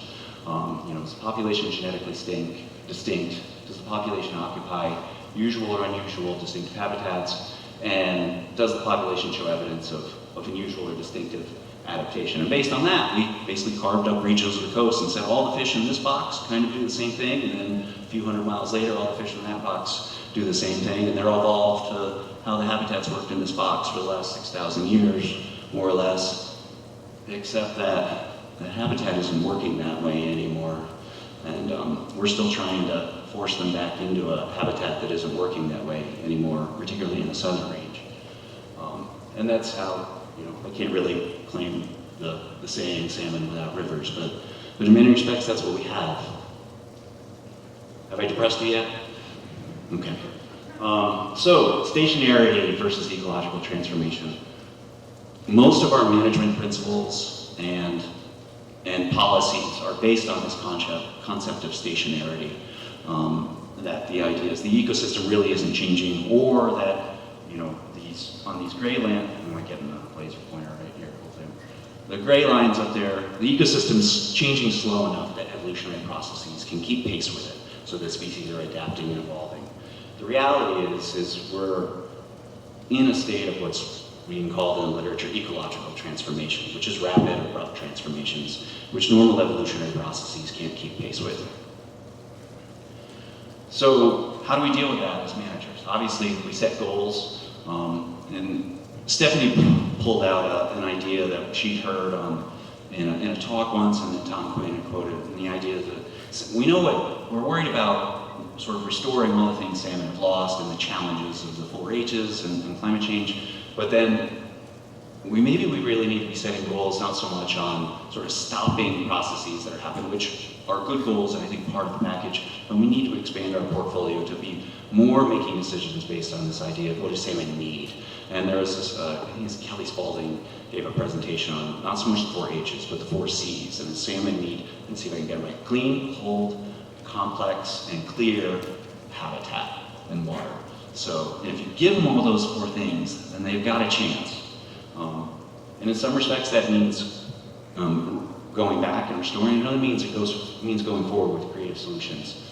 But we have to be honest about a lot of our principles, because a lot of our restoration efforts are really, they're based in this mindset of stationary. I had the privilege of serving as the IEP chief scientist for about 4 months, about 6 years ago, at the end of the last drought, I guess, and sitting in the room, I was like, and they were like, well, when the drought's over, and I was like, I'm not here long, I'm a short timer, so I'm just gonna raise this question, like, you might wanna stop using that phrase when the drought's long, and the last talk, I think, sort of got to that point pretty quickly, so I won't reiterate that, but we're moving into a different paradigm. Steve Lindley put this cartoon together, or a figure that sort of illustrates the decline of Central Valley Chinook. We've had sort of declines in natural production for a long time. We got the idea of, well, we'll just make a hatchery and make up for it, and then things will be fine. Then we discovered a little bit about genetics, and fitness started declining, and then we started messing with climate, and things got really wonky. And then the reality is, climate sort of gives us these sort of positive moments of hope, but the reality is the trend continues downwards. So that brings us to some ideas and thinking. This isn't new management goals, but the USGS and several people in it and other colleagues came up with this idea of recontextualizing the management goals within the framework. And it's less about doing different things, but more being honest with yourself about what your goal is going to achieve and what time frame you're working on. And so it's this paradigm of resist, direct, or accept, or resist, accept, direct, and they call it RAD. Pretty good acronym, I guess. And the idea is, maybe I'll just sort of move forward with examples. I'm trying to remember what my next slide is here. But resist is the idea of essentially restoration. Put things back the way they were. Accept is, there's elements of accept that are give up. And then there's maybe sort of live with conditions or compromise. And then there's direct, which is maybe we can't go back on something, but maybe there's a solution space where we can move forward that's different. So framing these issues, it's also we had hours and hours of discussions about whether, as we were trying to bin various strategies into, is this resist or is this direct or accept? And Brian Kluwer is a hydrologist and I'm a fish squeezer. And we realized we were talking about different things. He was talking about contextualizing what you were doing with a habitat restoration phenomenon. I was talking about what we were doing with a fish, right? And you might actually have sort of a resist phenomena with the habitat that's a direct phenomena with the fish, or vice versa. In either case, this graph also sort of lays out your resist situation is you're basically trying to stay as much with historical conditions as well. So you may have really intense intervention to do that, to go back. Accept is sort of just letting historical conditions play out, and without actually trying to steer it in any way. And then direct is sort of this middle of the road thing, which is where I think there's opportunity, but it requires us rethinking about how we interpret our policies and our scientific goals and strategies. So we've built this cartoon. It's one of those things where you almost there's so much going on that you want to apologize, like, people put the table up and say, I know, don't look at the table, but it's here, you need to see it.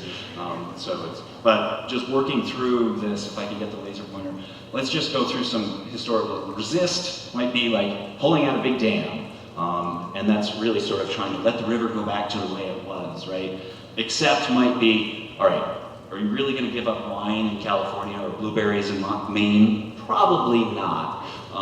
And maybe you'll do a little bit of a lot of accept and maybe do some in-channel restoration, but you're not going to, and some buffer zones, but you're not going to take that habitat back. And then there's there's a UC Davis project, so maybe we're going to direct and we're going to find some sort of co-use solution where the idea of we can maintain our agricultural processes and maybe there's a way to put fish out on things like rice paddies and move forward with that. So these are just different ideas to be thinking about. And then so I'm going to talk about some fish ideas. So resist or direct in the accept or direct in the fish concept. So I was part of the Science Center when we were starting with the CCC broodstock program here in around 2001, 2002. And in many respects, that was a resist concept. We're going to have 3 cycles of life, rearing coho, dump them back in the streams, and then because there were more coho in the streams, there was going to be more coho in the streams, and we were all going to be happy, hunky-dory. Well, it's 20 years later. We've had some good years with coho, we've had some bad years with coho. It's pretty clear that without that system, we wouldn't have coho in the streams, but at least in the local systems. But so we're starting to ask the questions like, well, is this a permanent thing? Are we going to accept that coho in the Santa Cruz Mountains basically means having a hatchery, dumping them in there forever? Is that the purpose for continuing this? Or is there some sort of habitat restoration that's going to happen that'll allow them to persist without it? Or maybe it's going to get to the point where the coho just won't even survive if you put them in the streams, in which case, why are we doing this? And then, but, it's, did I just, help? There we go, okay, it's back. Just keep pushing buttons, I always say. It's kind of what I'm doing with you guys right now. The thing that I've been thinking about for a while is, we're selecting for neutral markers to maintain populations for the way they used to be. The river doesn't exist for the fish the way they used to be, and in the meantime, we're perpetually repeating their life cycles in hatcheries, and they're undergoing artificial selection instead of natural selection. We're trying to maximize having their footprint on the habitat as much as possible, but we don't. We're managing basically for neutral markers. So then you have this, it's time to sort of, challenge the paradigm, or do we need some sort of improved population? Should we be selecting less for neutral markers and historical genotypes? Or is the goal just to have salmon on the habitat, in which case, the work that's come out of UBC with salmon physiology and Scope, maybe we just need to be screening or selecting for the fish that can take the hottest, driest, slowest moving water in the world. One of my colleagues has even joked about the CRISPR salmon. So, maybe that's an idea. Is the goal to just have salmon on the landscape, even if it's not the original one? These are all just ideas. I'm not proposing anything here, right? Or maybe we're saving these fish for when, 50 years from now, average stream temperature in the Santa Cruz Mountains is 32 degrees Celsius, but they're the genotype that might be able to make it 200 miles to the north, in which case we're saving them for that, which would mean we'd have to change ESA policy, because that would mean moving fish from one ESU to another. So questions that we have to ask and think about. Or maybe there's the accept that we just put a different fish in there, like a brown trout, or even worse, we just stop having salmonids altogether in these systems and something else goes in there. And again, I'm just challenging you guys to think about what do we do. All right, habitat, getting off of fish. Brian put this together, and it's the slides from his paper, Wool et al., and I hope I said the name, 2022, and it's sort of a cycle of destruction of how Europeans have sort of moved from how we've changed habitats from their sort of natural stage 0, which is the top, and then as we've moved through different things, and we're trying to contextualize this in the RAD framework. So this is a lot of California now. You can see this in sort of Central Valley, even coastal area, Southern California, where we've essentially changed the river from being a river to essentially an agricultural water transport system and/or for flood control. And so that's our stage 1 manifestation. And so this is sort of the state we're in, and we're trying to decide, what do we do about this? Do you want to resist, accept, or direct? And so accept would be to basically do that. We just really can't afford to give up the flow regime, and so we're just going to keep sending the water down there, and it doesn't work to fish, and so be it. People like fishing for striped bass. That's what we're going to do. Alternatively, there's sort of the baby steps of direct have begun happening, and that's the idea, well, we really can't afford to sort of just undo everything, but there's a little bit of space in the channel, and we're going to do some restoration in that. And you can sort of argue about whether that's sort of directing, you're essentially creating a new type of habitat that's more channel constrained. You could also argue that it's resisting. Or you can go big or go home with full-on resist, where you essentially remove humans from the landscape and just allow a system to go all the way back to the way it was historically. Or maybe you can't make that decision, but you can move all the way around the wheel, and which requires more time, more investment, and a lot of early interventions. But you might eventually get to this stage 8 on the cycle, where essentially you have such a wide channel and so much buffer, the 90% of the river function maybe is back. So Brian, I threw this slide just in the last second. There are some success stories of this stage 0 recovery. I didn't have time. I'm probably already over time. Tommy's already pacing. But you can go to Google this and go look at some of these projects maybe for inspiration. All right, so the other thing I should say is, indigenous values and perspectives versus the RAD framework. And this was, I can't take credit for recognizing this issue. This Sherman Oak paper just came out in the last, honestly, month, I think. And the reality is, RAD is this kind of shiny new way maybe we're going to do things, and it'll get somewhere. But let's not kid ourselves. This is just the next great idea in Western science, and management processes, which have been so good for salmon, right? We don't know that it's actually going to be compatible with indigenous stewardship principles, and that conversation really hasn't been had yet, and we need to have that and a lot of other conversations before we just sort of move forward with this will solve our problem. All right, so why bother? The question is, no doubt I had a lot of you ask me, are you saying why bother, or are you saying why bother, like why we should bother? And I've gone back and forth on this over the last 20 years, but I can tell you where I am today. First of all, one thing I've always known is whether we succeed or fail here at the southern boundary, we're writing the manual for what does and doesn't work. So the science and the practices and the processes, this is a practice. Restoration and conservation is a practice. We are making it up as we go along, and we don't really know what will or won't work. And so even if we do fail locally at the southern range, it may be that we learned something that saves salmon 100, 200, 500 miles up the coast before we can finally master and conquer and reverse climate change. Quitting is easy. It's really easy. And if you start doing it, it sets a precedent. So, but I've always said, if we don't draw the line in the sand here, you'll never draw the line. And then I jumped there. A little. So that's one point I have. The other thing is this takes time, so patience. I thought about I've had that pleasure of seeing salmon spawn above the historical El dams. It's pretty amazing. But you have to think about the time frame in which that occurred. In the 80s, we kind of knew things were bad. 92, Congress authorized the removal of the dams. It took 20 years before removal actually began. My colleague George passes up there, and he's saying we're really just starting to begin seeing the signals of recovery. So there were people who worked on that and climate fans. You know, they started working on the paperwork as a Section 7 biologist or whatever earlier in their career. They were still working on that paperwork at the end of their career, and no piece of concrete had actually moved. So we have to be patient, really patient. And this is sort of a trivial thing in sort of our Western science, you know, it's just this hard pushing paper around.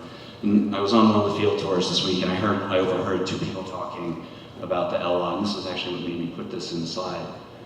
The Native communities protested it even going up in the first place. If you want to talk about patience, you don't have the right to quit. So, on that note, this is something I've been struggling with. The Native populations, not just the Elwha Dam in the early 1900s that went in. You saw Brooks talk this morning. This is something they've been living with and working with, and the impacts of my European ancestors on their country and land for several hundred years now. This is not just a salmon issue for salmon, this is a justice issue, right? So that's another reason why we don't quit. So, getting more to just sort of practical, everyone in this room sort of agrees with that, but I've really gone from being a salmon biologist to more of a human biologist, more of a social scientist in my thinking. In the last 20 years of my career, I've worked on a protected species issue that dealt with every single one of the issues on this slide in some way. This is what we call progress. And it's the reality of what the average person expects to just happen without thinking about, so they can flip the light switches in the house and flush the toilets and turn the faucets. And what I've discovered is they just really don't care or understand like what has to go to have those conveniences.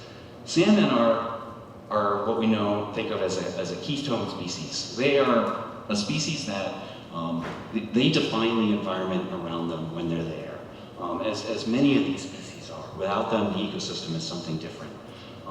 And what I've come to realize in the political world of policy is salmon aren't just a keystone species in the ecosystem. They're a keystone species in our political and policy landscape. So what do people want and care about? What motivates people? Our previous speaker talked about ecosystem-based management, and from a scientist, I completely agree with the principle of it. Here's a food web that our colleague Mike Jason Link put together for the Northwest Atlantic, and he, in writing this paper, sort of commented like, here's a bunch of dots and maps, and we need to think about all these parts of the ecosystem and how they intertwine, whatever. The average scientist looks at that and goes to sleep, right? Much less, how are you going to get the average human or citizen to just care, right? And so, what motivates people is the question I've sort of had asked over the years. That's what motivates people. Just a big fat fish, whether you just want to know it's there or you want to go out and harvest it because you always were able to. It's that social connection. And there's these species like salmon, and now I'm dealing with North Atlantic right whale, that motivate change in a way that no other thing do. And so I've started thinking about these animals as keystone management species. How do we inspire people to act without overwhelming them? You can't just give them a bunch of facts and figures and tables and tell them we're going to do ecosystem-based management. As scientists, that's exactly what we need to do. But what I've discovered is politically, what happens is you tell people there won't be salmon tomorrow, and suddenly Bonneville Power is spending $800 million a year to mitigate passage on the Columbia River. I'm basically talking directly with wind developers in the Northeast with Shell and Mayflower about, actually you're thinking about building wind turbines there tomorrow, but did you do right whale forage there? And they're like, uh-oh. And that's the only conversation that's happening. It's like, they want to know about where the right whales are, where the salmon are. They really don't care about the other 10,000 species that are there. It just doesn't matter because they know no one's going to call their congressman about that. And so the thing I've really come to realize is I've been, for the last 5 years of my career, 10 years being here, how do we break out of the stovepipe of single species management?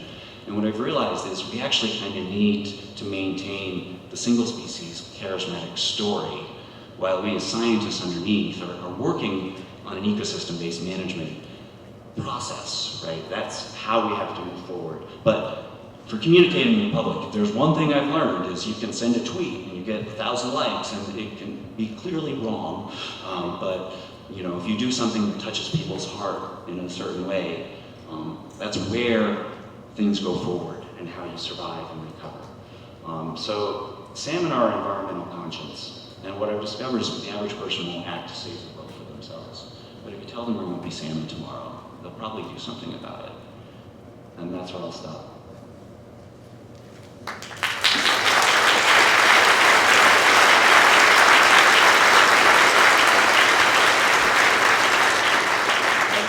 Any other question for Sean as we get the other talk loaded up? It seems choosing between your options and the RAD really is tied to what time frame you're talking about. And both in terms of peak human, which we expect to happen in the next 20 to 30 years, and then the anthropogenic aftermaths of peak human. Yeah. So could you address that? This is something we struggled with in our, so the question is, RAD seems really contextually dependent on the time frame you're talking about. And you've really nailed a very important point. We talk about this in the paper we have coming out. You know, are you, you know, like this salmon conservation thing, you know, you can call, you know, our captive broodstock program, initially it was a resist strategy. It was something we were going to do for 10 years and sort of look at what happened.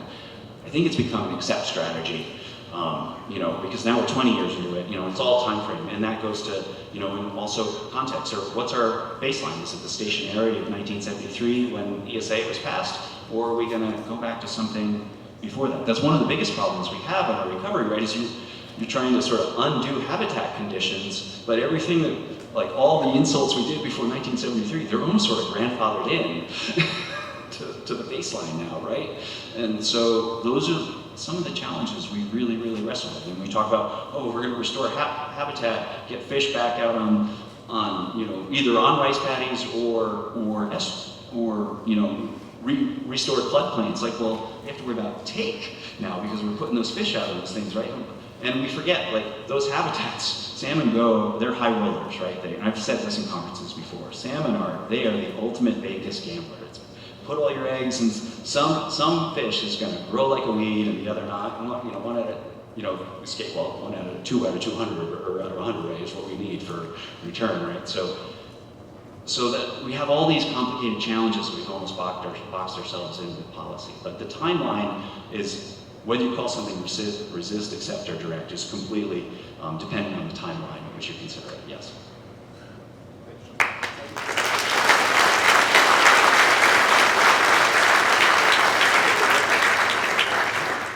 Thanks, Sean.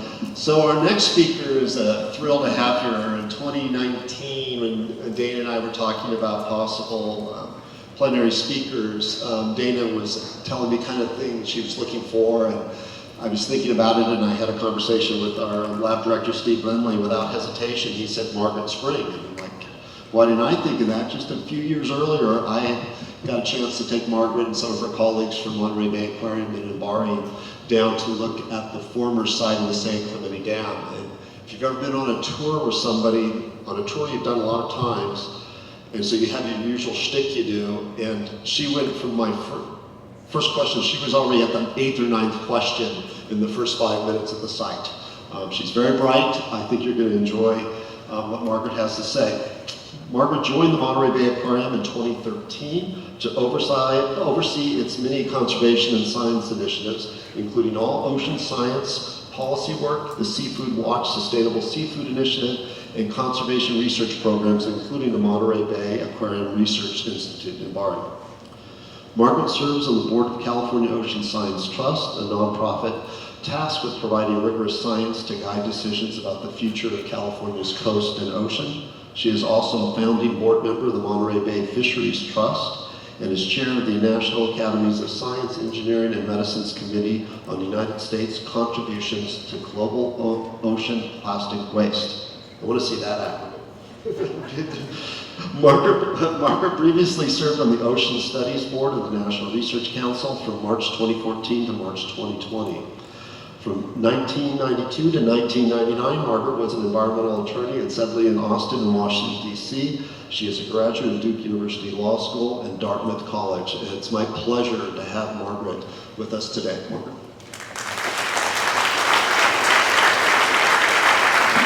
Thank you, Tony. Can everybody hear me? I'm short. Okay, good.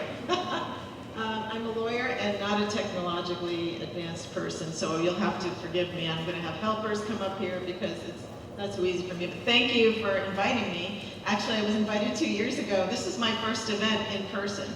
Right? And so I can't believe you kept this thing going, and I'm back. So that's great, and I had a long time to think about this talk. Actually, of course, everything went kablooey at the aquarium, and we closed, and it's been really challenging. And so now we're back. We're very excited. And I really want to thank Sean for putting a sea otter up there because I don't have one in my presentation. It's rare, as we always talk about them. So thanks, Sean, for that. So I'm going to be here just to talk to you about the ocean. But I do want to say I did not grow up in California. I'm a New Yorker.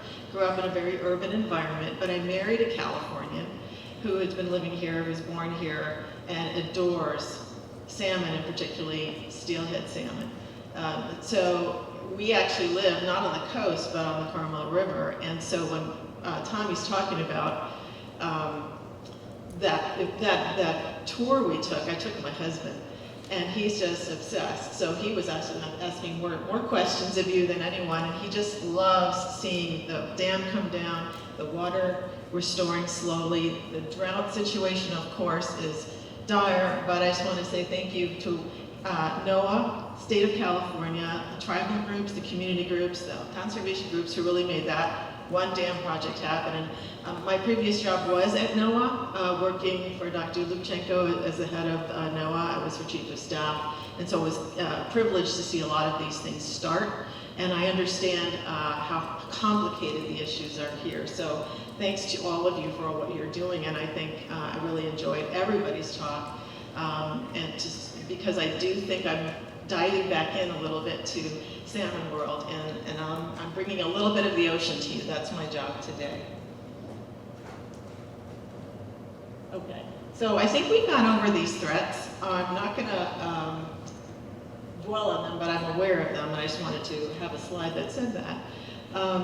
But we really deal at the aquarium with top ocean threats, which right now we're rethinking, because ocean threats, there's a connection, and we shouldn't be thinking of ocean and land or ocean and river.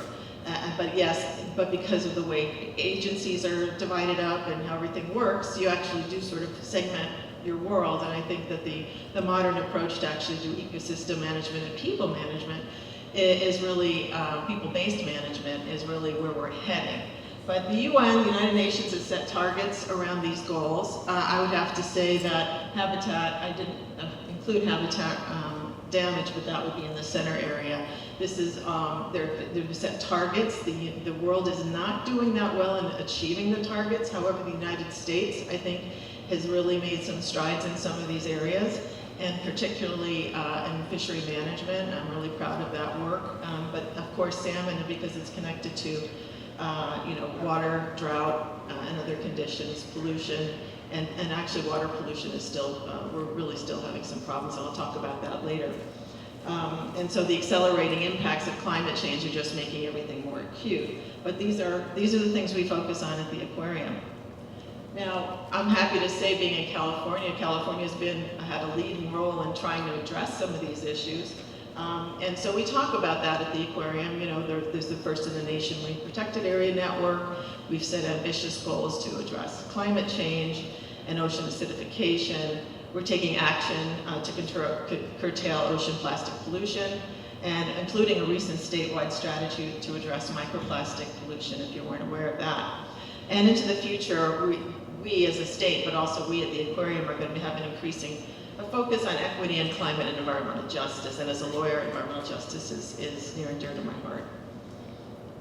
So, you know, the future of California Salmon is like the Chinook and the Lower Tuolumne River, and the Central Valley is connected not only to all the things we just talked about, but also addressing ocean threats and the threats that we as people pose to them. And we've talked about a lot of those.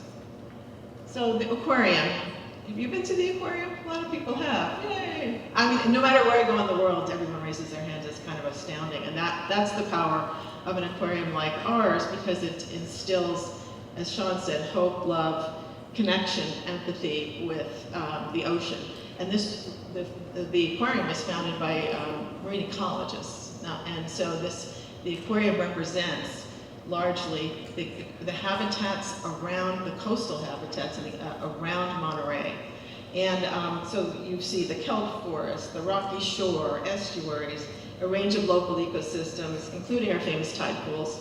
We've a massive, as time went on, we've changed the way we've approached this, and so we opened a massive open sea exhibit that tells the story of how this place is connected to the larger ocean, and that's why we have tunas and sharks and turtles, sea turtles and others in that exhibit. And then our most recent exhibit, opened a couple of weeks ago, is Into the Deep, which connects the wildlife we see at the surface to the mass migrations that are vertical in the deep ocean, and of course our amazing submarine canyon. So those are the things that we can bring to the public, and we can help them understand from land what may be going on under the ocean. And the interpretation of that and connecting to people where they are is certainly a challenge and an opportunity that we try and learn more about every day. One thing I did find was you may not know, it's tucked into a corner, but we do have an exhibit that focuses on steelhead. They're actually rainbow trout. And it's an example and this is a very old photo, but it gives you an idea of how we try and help people sort of see these are animals up front, up close, but we have to learn new ways of interpreting how to get them interested in some of the issues that we're talking about today. And because of water issues, we can't actually expand our existing footprint anymore. So I know a lot of people have asked, can't you make that bigger? And we always ask about it, but it's very expensive, and not only that, we need more water. So that's where we're stuck. But the other thing we do with having this place, my team doesn't work at the aquarium, except for the folks I oversee that work with sea otters and sea otter surrogacy and the recovery and the restoration of those animals in the wild, which work in Fish and Wildlife Service on. But we actually have built sort of a reservoir of trust and respect that we can then use to bring opportunities for change and action to decision makers, businesses, and the general public who can help raise the profile of this issue. So, example, if we wanted to, we could talk about a particular initiative that may be happening here that we're trying to move the ball on, and we would always like to talk about the Carmel River and the removal of the dam and all the issues that are associated with that, but we could do better. We also tell success stories of things that have worked here, and that's really powerful. I can do that here, I can do it in Japan, I can do it in, we can do this anywhere, and it very resonates because people are so tired of hearing the negative news, and that goes to the people issue that we were just talking about. We also act on top threats. We actually take action. We're sponsoring right now a bill here in California to ban deep sea mining in state waters, and that raises the profile of the issue. It's certainly a global issue, but these are opportunities for us to actually step in as an actor in the policy space. And often we develop scientific findings with partners, because we don't have a very huge science group. We actually have our affiliate organization, which is the Monterey Bay Aquarium Research Institute, and which we draw on our partnerships there. We bring science together with policy and bring these opportunities to decision makers. So this is what attracted me to come to the aquarium. I'm a lawyer. I've worked in the Senate. I've worked at NOAA, and now I'm the Nature Conservancy. So I really see that this is a unique place where you can bring people and problems and solutions together. And so that's exciting. But so just one of our major issues that we're trying to get our hands around and trying to help with is, of course, climate change and bringing the ocean story to climate change into focus. We certainly understand that the climate impacts on freshwater are dire, And we've gone through that here, and I don't think I need to overstate it, but I do think that what we also see is the impact on people, and my role as on the board of the Monterey Bay Fisheries Trust, the impact, that there's a real impact to livelihoods and cultures here in this area just from that. So it's touching people everywhere, and it's not just an abstract issue. So one thing that we've been experimenting with as we think about the connections between the ocean and land, and pollution is one of those areas, but also migratory species. We deal with migratory species along the coast, but we've done tagging of bluefin tuna and sharks and things like that.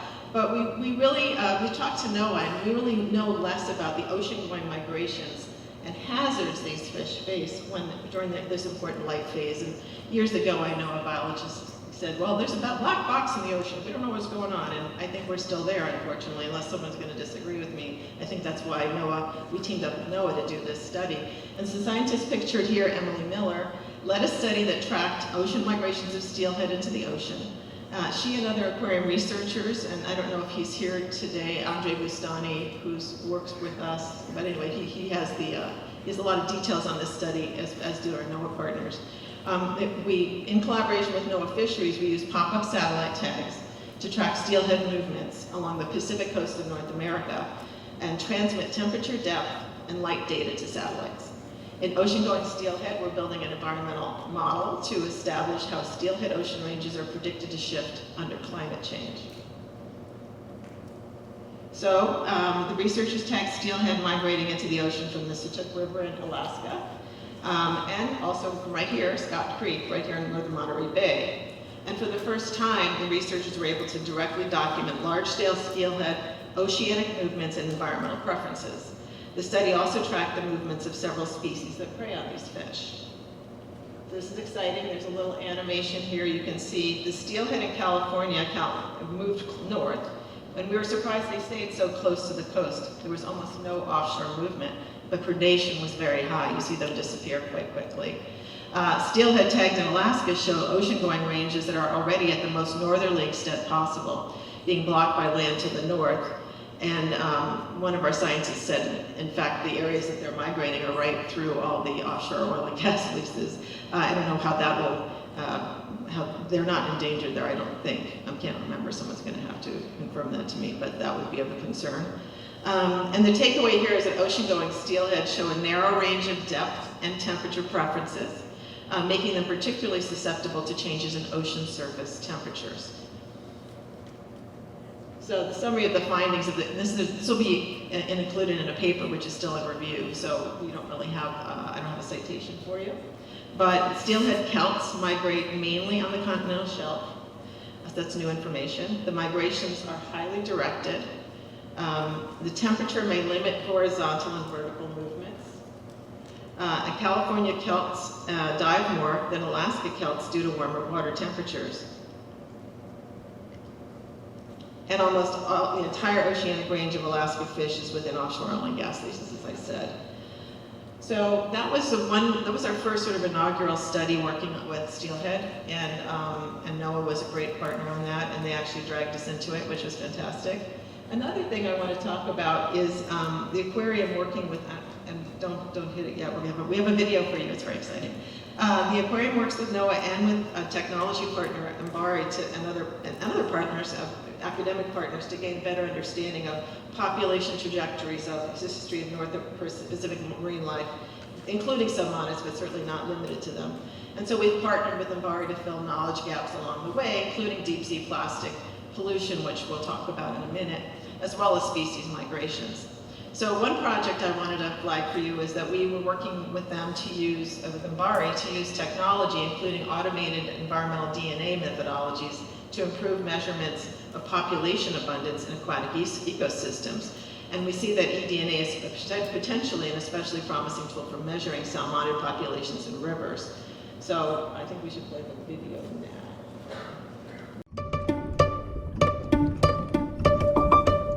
Animals are messy, and they leave behind traces of their cellular material in any environment that they're in.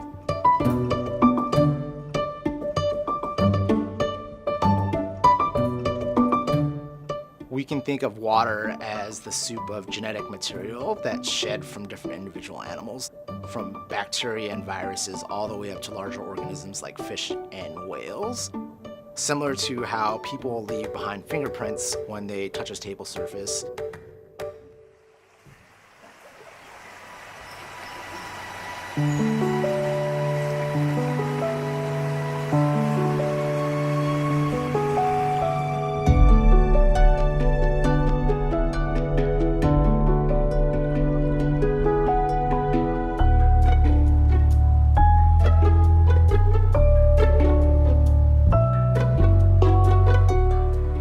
Salmon and steelhead are important for these coastal ecosystems because they provide ocean-rich nutrients back into the ecosystems that they use for spawning.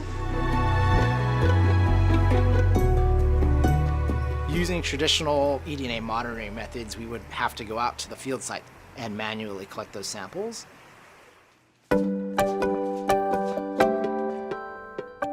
The Environmental Sample Processor, or ESP, is affectionately called a laboratory in a can. But really what it is this complex robotic instrument that was developed to capture eDNA by filtering water.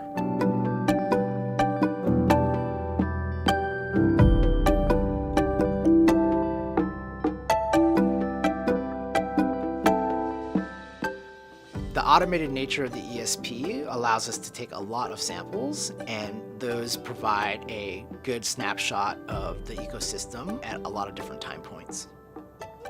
Over the course of a year, we use 3 different ESPs, which we call Mo, Gordon, and Waldo, to monitor salmonid species in Scott Creek.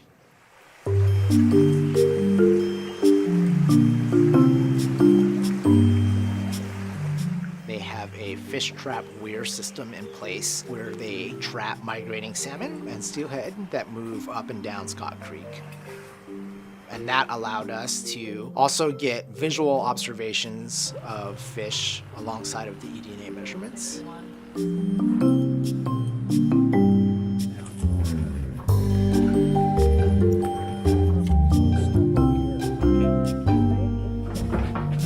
We had to carry these 55-gallon drum-looking instruments on a narrow path to our field site. The ESPs run completely autonomously. We just hook them up to the sampling water system. Then we use a cellular network to send code to the instrument to program it to collect samples at a given frequency.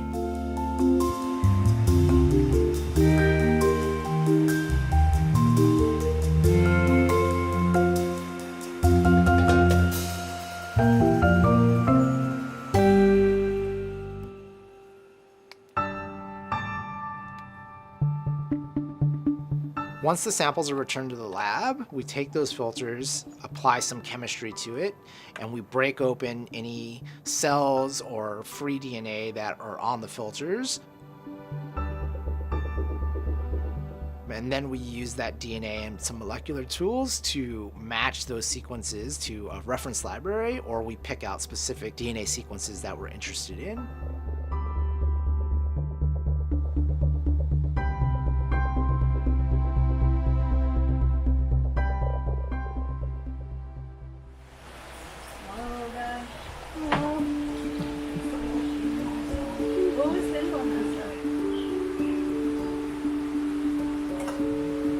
So we collected 750 samples over the course of a year. That's a lot of samples. And processing those samples in the lab is another bottleneck. If we could use eDNA and monitor these systems in real time, it would allow us to make better, more informed decisions about conservation of these species.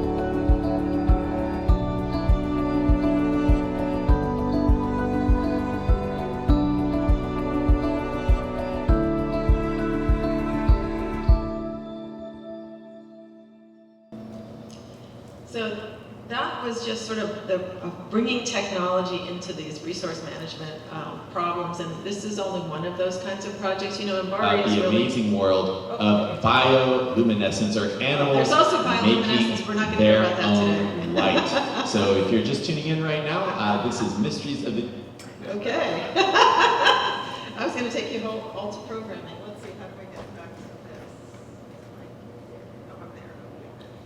All right. And so, you know, the resource management opportunities here are great. One of the other ways they're using this sort of this new technologies or prototypes was with USGS in rivers detecting bacteria pathogens. So lots of opportunities to use this. You know, Embari's mapping the ocean with sound. There's lots of things. These are all prototypes though, they're not operational yet, so we're testing them. Embari's testing them in real life management problems, in the hopes that at some point they can be transitioned. So you can see these are still big, but they're miniaturizing as we go. Let's see how we go. Oh, sorry.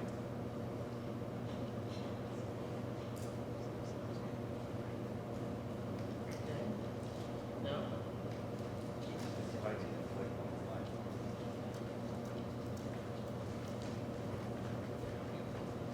It's hitting the current slide. There it goes. Thank you. So one of the other things that we've been doing is we've observed recent northward shifts in important predator species too. So we're thinking about the ecosystem picture, including white sharks as a result of climate change. And the recent study that our researchers led found that a seasonal group of younger white sharks, that you probably know about them, they're right here, has established itself within sight of the beaches off of Santa Cruz. And these juveniles had previously kept to waters farther south with a northern range around Santa Barbara. And rising white shark numbers along the coast may increase their predation of steelhead. And there's now a greater overlap in ranges of threatened steelhead entering the ocean and their predators. And using our pop-up satellite tags, we did observe several predation events by white sharks on tagged steelhead. The other thing, speaking of otters, I know we weren't, but predation by white sharks is also affecting otters. Otters aren't really good to eat. They're really bony. They don't really have the great fat content that baby seals and others have. But once a bite is an experimental bite is taken, they don't really last, and they do often die. So we're thinking about all these things. Climate is just bringing all of this into focus and seeing how these things are changing in the ranges. So that's been an interesting process. Another threat to salmon as another marine life is plastic pollution. It's one of the many types of water pollution that is affecting all of our species and all of our ecosystems, and I think that we've already heard about that this morning. Mounting scientific evidence shows that plastic pollution is negatively affecting ocean ecosystems and animals. A study that we did with Embari that I referenced before in 2019 found microplastic from the surface of the ocean of Monterey Bay to the seafloor. The highest concentrations were surprisingly about 200 to 600 meters, or about 650 to 2,000 feet down. Researchers looked for microplastic also in the digestive tracts of pelagic red crabs, which happened to come in that summer. You remember there was a huge inundation of them. And in the external feeding filters of giant larvaceans, which are the big snot palaces, if you know anything about that. And Bari's got a lot of videos on that too. Microplastic is found in all the samples, and these are animals at the foundation of the marine food web.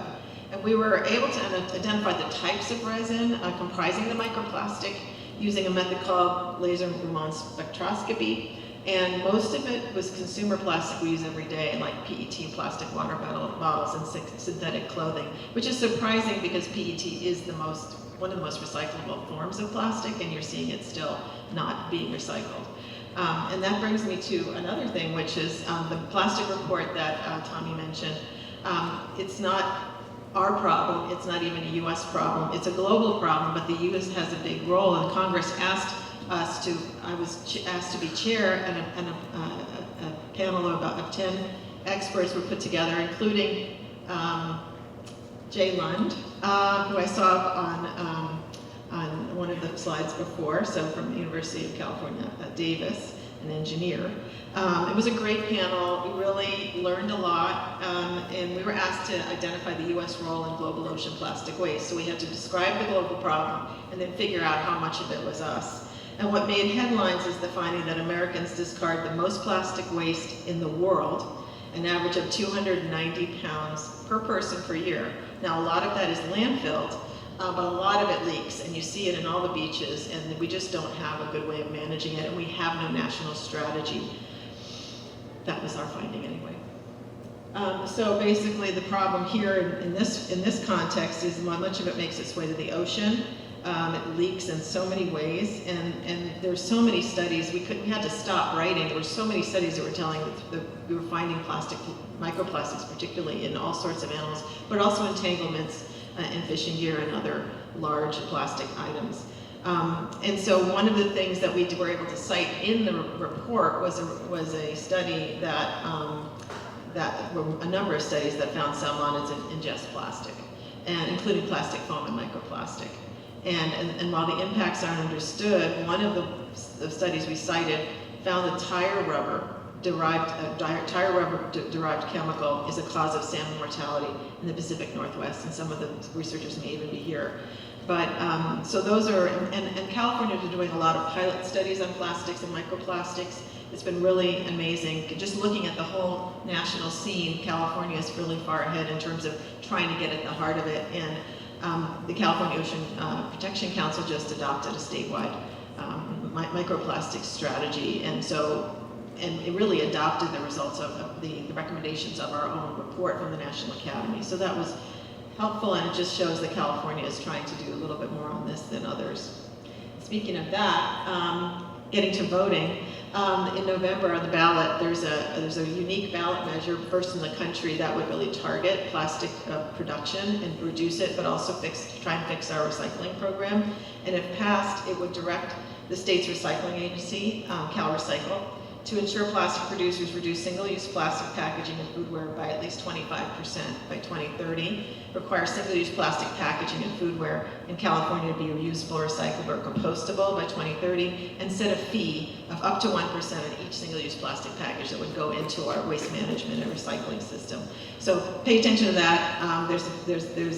That's something we're going to be speaking out a lot about to see if we can get that over the hill, because it would be nice to see that set the tone for what's also happening at the global level, which is the United States for the first time is engaging in the global treaty negotiations for the full life cycle of plastic. And so there's a lot of movement on this, and it's really what's been fascinating to everyone, the scientists, the national academies, and others, is how this issue has resonated and has moved faster than anything I've ever seen, and I've been in policy and law for a long time.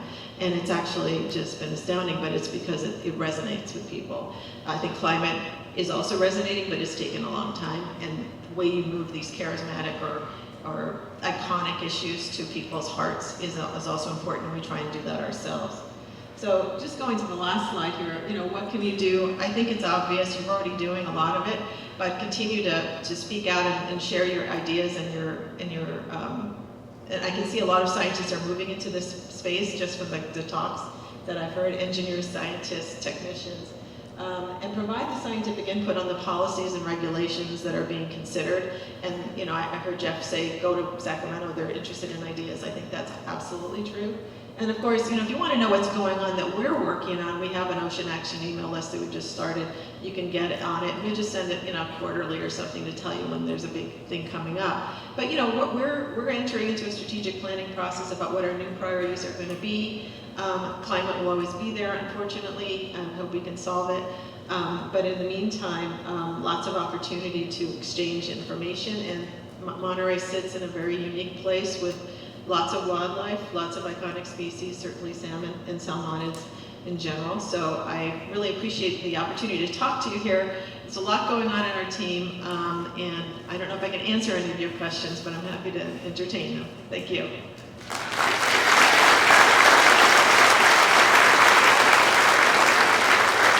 Oh, this is the deep, into the deep.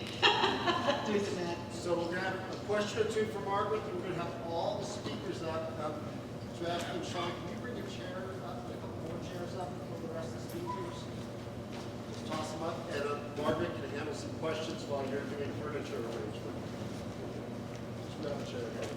Question for Margaret.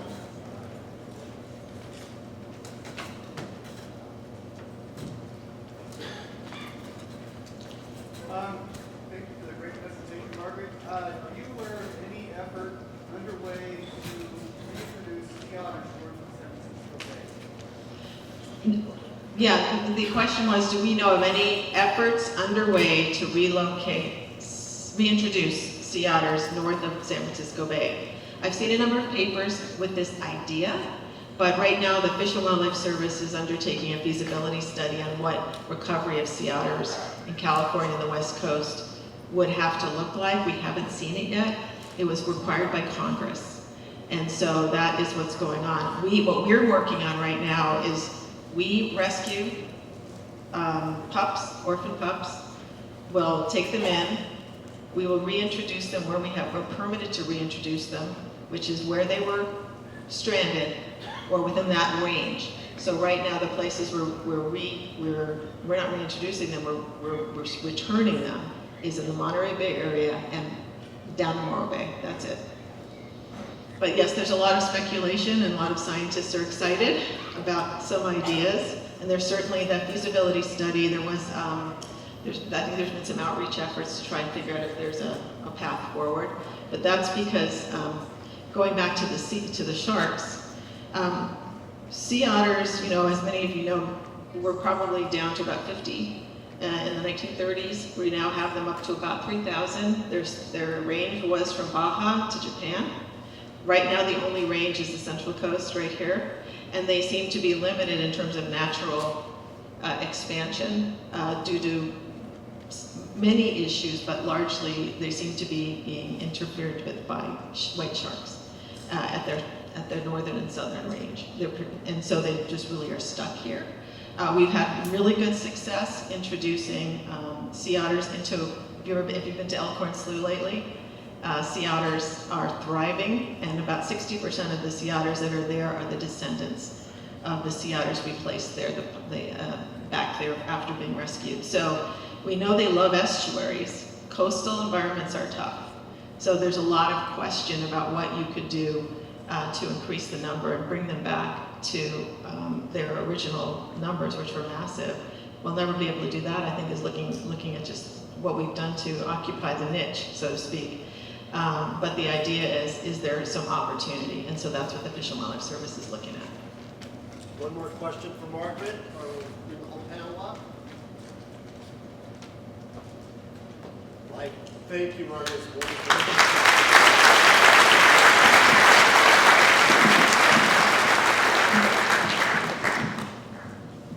Excuse the noise here. All right. The first thing I'm going to do, because whenever you're on one of these panels, you have a question to ask and you don't feel like you can ask it to another panel member. So I'm going to ask our plenary speakers if they have a question of any of the other plenary speakers. Sean? Jeff?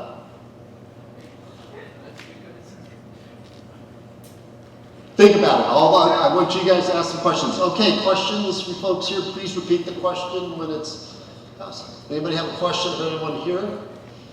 Come on, folks. There you go.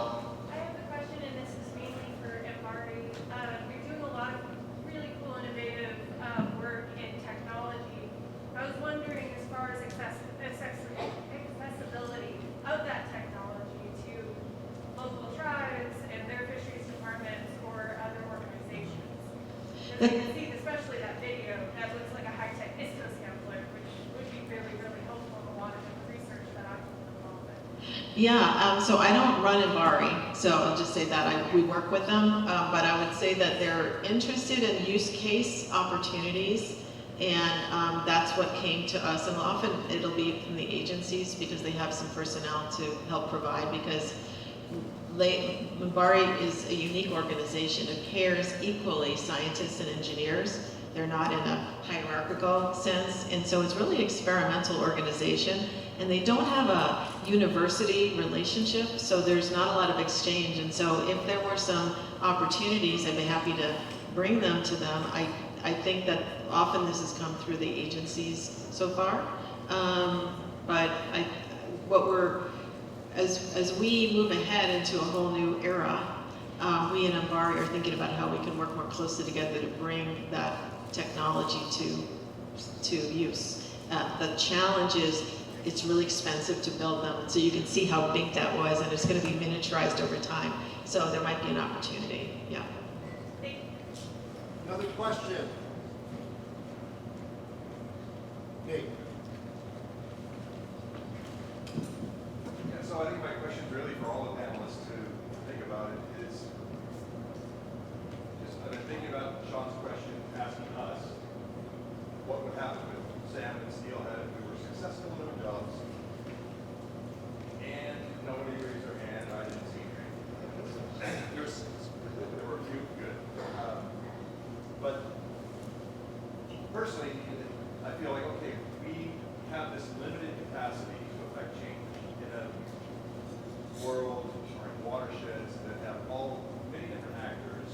We develop policy systems and infrastructure and practices that have parceled up the goods and services from these landscapes and from our watersheds that have been very difficult on natural ecosystems and people that are tied into that.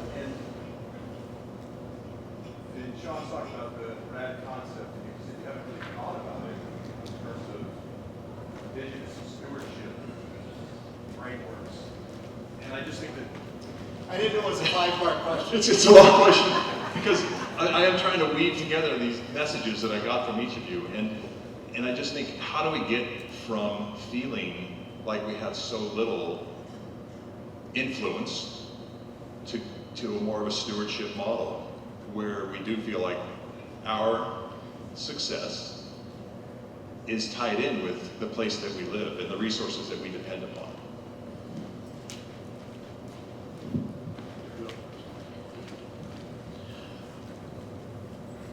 You know, it's interesting.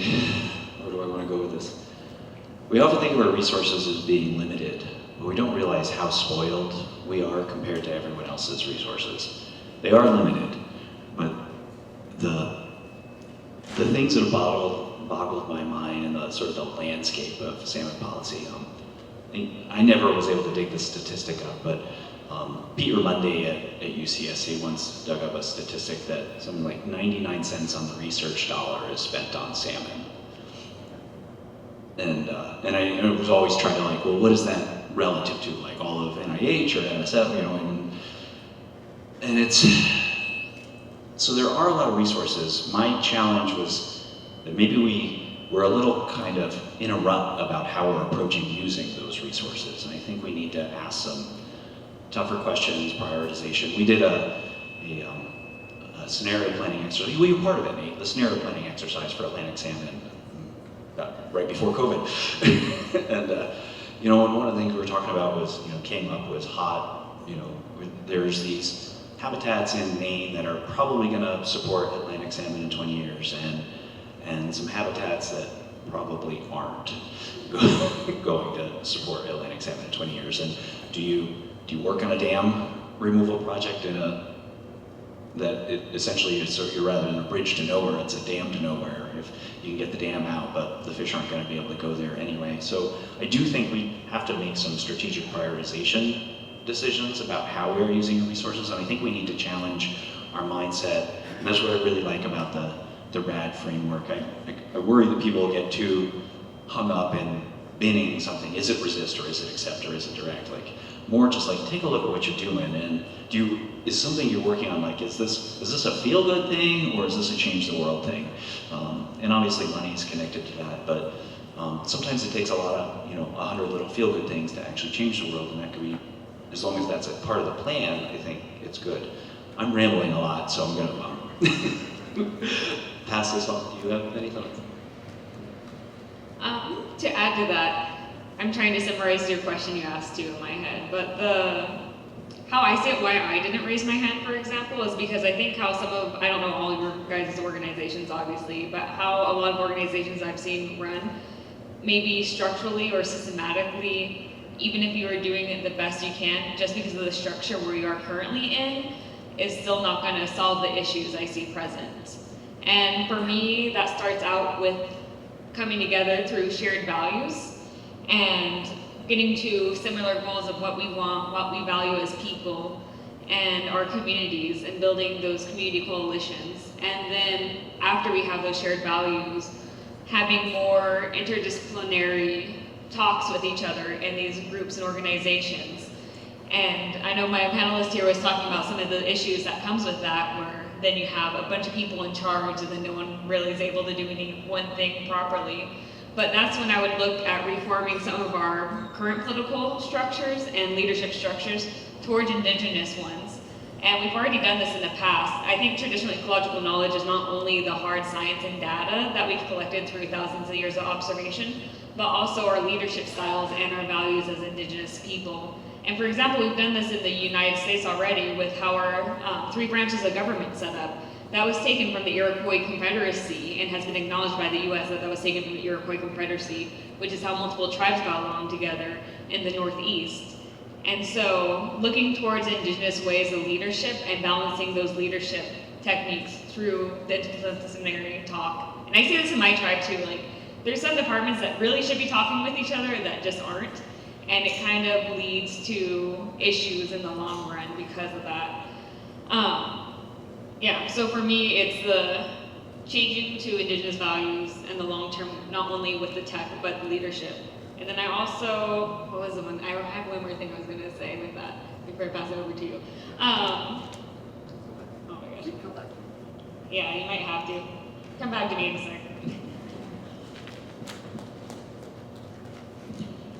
So Brooke brings up a really good point. As I stood up here as a descendant of Europeans and said we need to hang somebody, that is the exact opposite of the way indigenous people dealt with this issue, right? It was always consultative, very long and involved and consultative, and I'm acting like the impatient European that I am.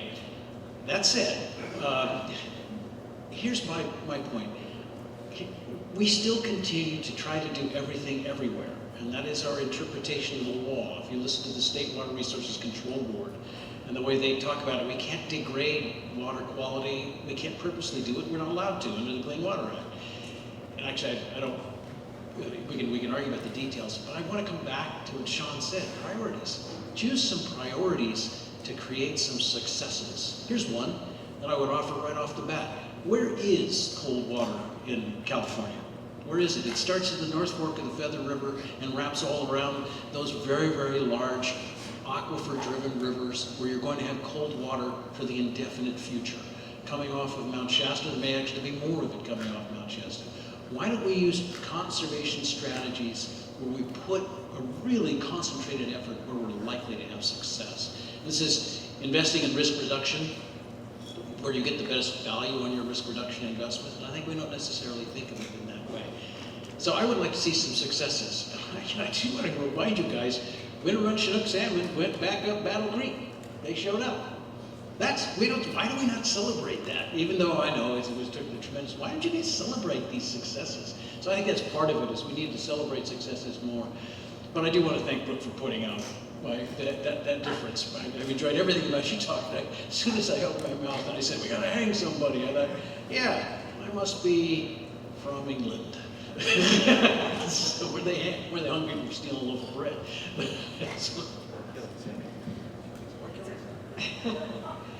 Well, I mean, I resonate with everything that's been said here, just because that's sort of how we operate, which is trying to build from success to build coalitions to do more. However, it is hard. And one thing I did see during the pandemic, so let's talk about fishery management. It's the most boring, I'm sorry people, but it's very hard to explain it even to my family. I get it, right? But we founded the Monterey Bay Fisheries Trust in order to hold quota. Okay, I've already lost you, right?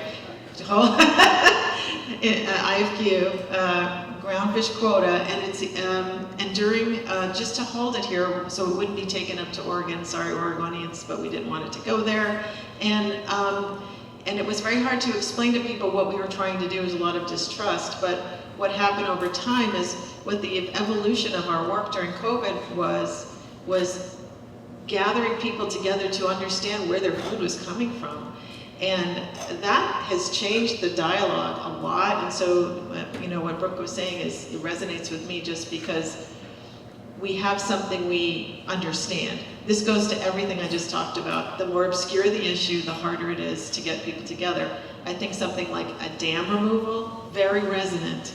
You got a lot of people working towards it, a lot of people resisting it, of course. But the promise of recovery or restoration it nourishes the soul of it.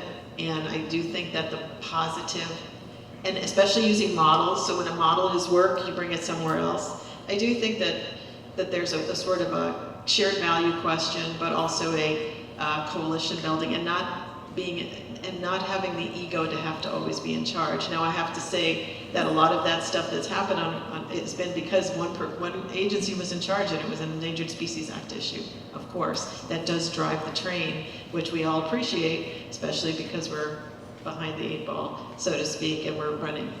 But I do think that there's I've been in conservation for a long time, and that's why I came to the aquarium. How do you get people behind an issue, and how do you paint the picture about how it connects to their lives? Sometimes it's food, sometimes it's place, sometimes it's a critter, a lot of critter people. And in fact, studies have shown that for the younger generation, there's more interest in, the ocean really is at the bottom of the list of things people care about, but they really care about, I guess you would call it animal rights, animal issues. Very interesting, not conservation in the wild even, but caring about how they're treated. And so, wow, that told us a lot. I mean, empathy is important. So I'll just say that.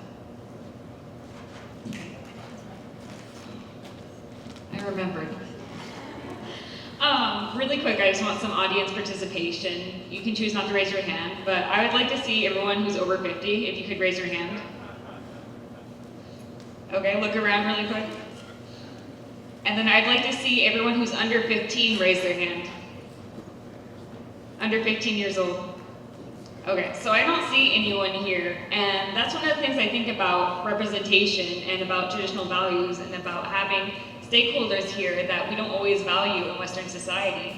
Why isn't there as many youth here? Why aren't kids here? Why aren't middle schoolers here? This is something I would have been interested in middle school, and I do think there's a lot of valuable opinions from younger kids. And so having things like that, or I mean, let's do a second call out of people. Raise your hand if you identify as white or Caucasian. That's a lot of people. So, and then I don't want to single people, but I'm going to assume there's a lot less of racial minorities here than those who just raised their hands right now. So where are they at in this conversation? Why aren't more of those groups here right now? And how can we make that happen? And for example, like the Water Resource Control Board and the Army Corps of Engineers makes a lot of these large infrastructure projects. Why are none of the tribal liaisons California Native Americans? Like we have this real issue with trying to get this representation that would give us insight and make these better decisions for the future. But that's what I'm saying.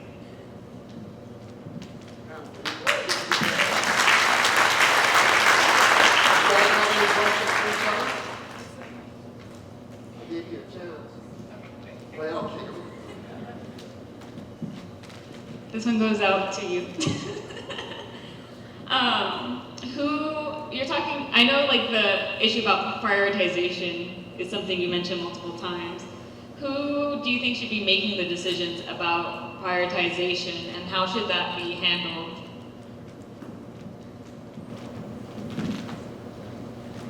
So let's go to your backyard, which I think is really important. At the Klamath, you know, once we get past the dam removal issue, which has been, I mean, I don't think anybody in this room thinks that it's going to create a miracle will occur. The problem that I have with the Klamath Basin has been the inability to manage it as a basin. with all the tribes involved, not just yours, but all the tribes, especially in the upper watershed where Sprague, Williamson, those are going to be critical for this. So I think we need a watershed-based approach where there's a tremendous amount of input from the people who live and work and care for the watershed. This is why I think that's probably the best scale to operate. And out of that comes just what you would seek. That is that I'm not a good listener. Ask my wife. But it is good listening.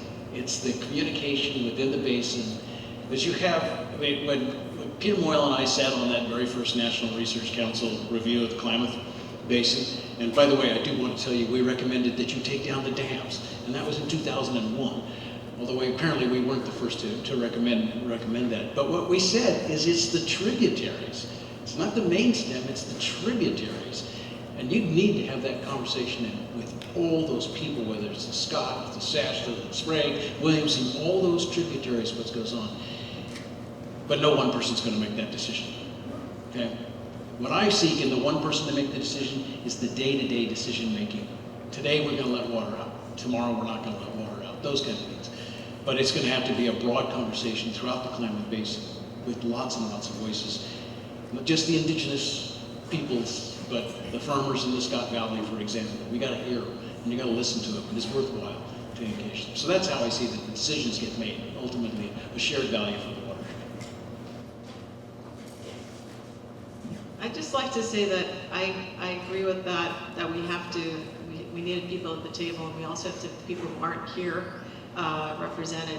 I found over time, though, you don't have to be in charge, but leadership, so distinguishing leadership from being in charge, you need leaders who can encourage and foster ideas. And so, a lot of those are in the shape of politicians or people who hold office, but they don't have to be. And I found that you need, because things can devolve, and you need someone to inspire, and those could be elders, or it could be someone who's just really good at bringing people together. And so that's what we seek in these arrangements always. And because I think there's a lot of scarcity mindset where, well, if you're in charge, then I'm not going to get what I want. You see it in every office around the world, as well as in every government. And if we can encourage that training of people, I think would be super helpful. All right, folks, please stay in your seats because Dana's got some housekeeping. But first of all, please help me thank these wonderful four folks who gave us a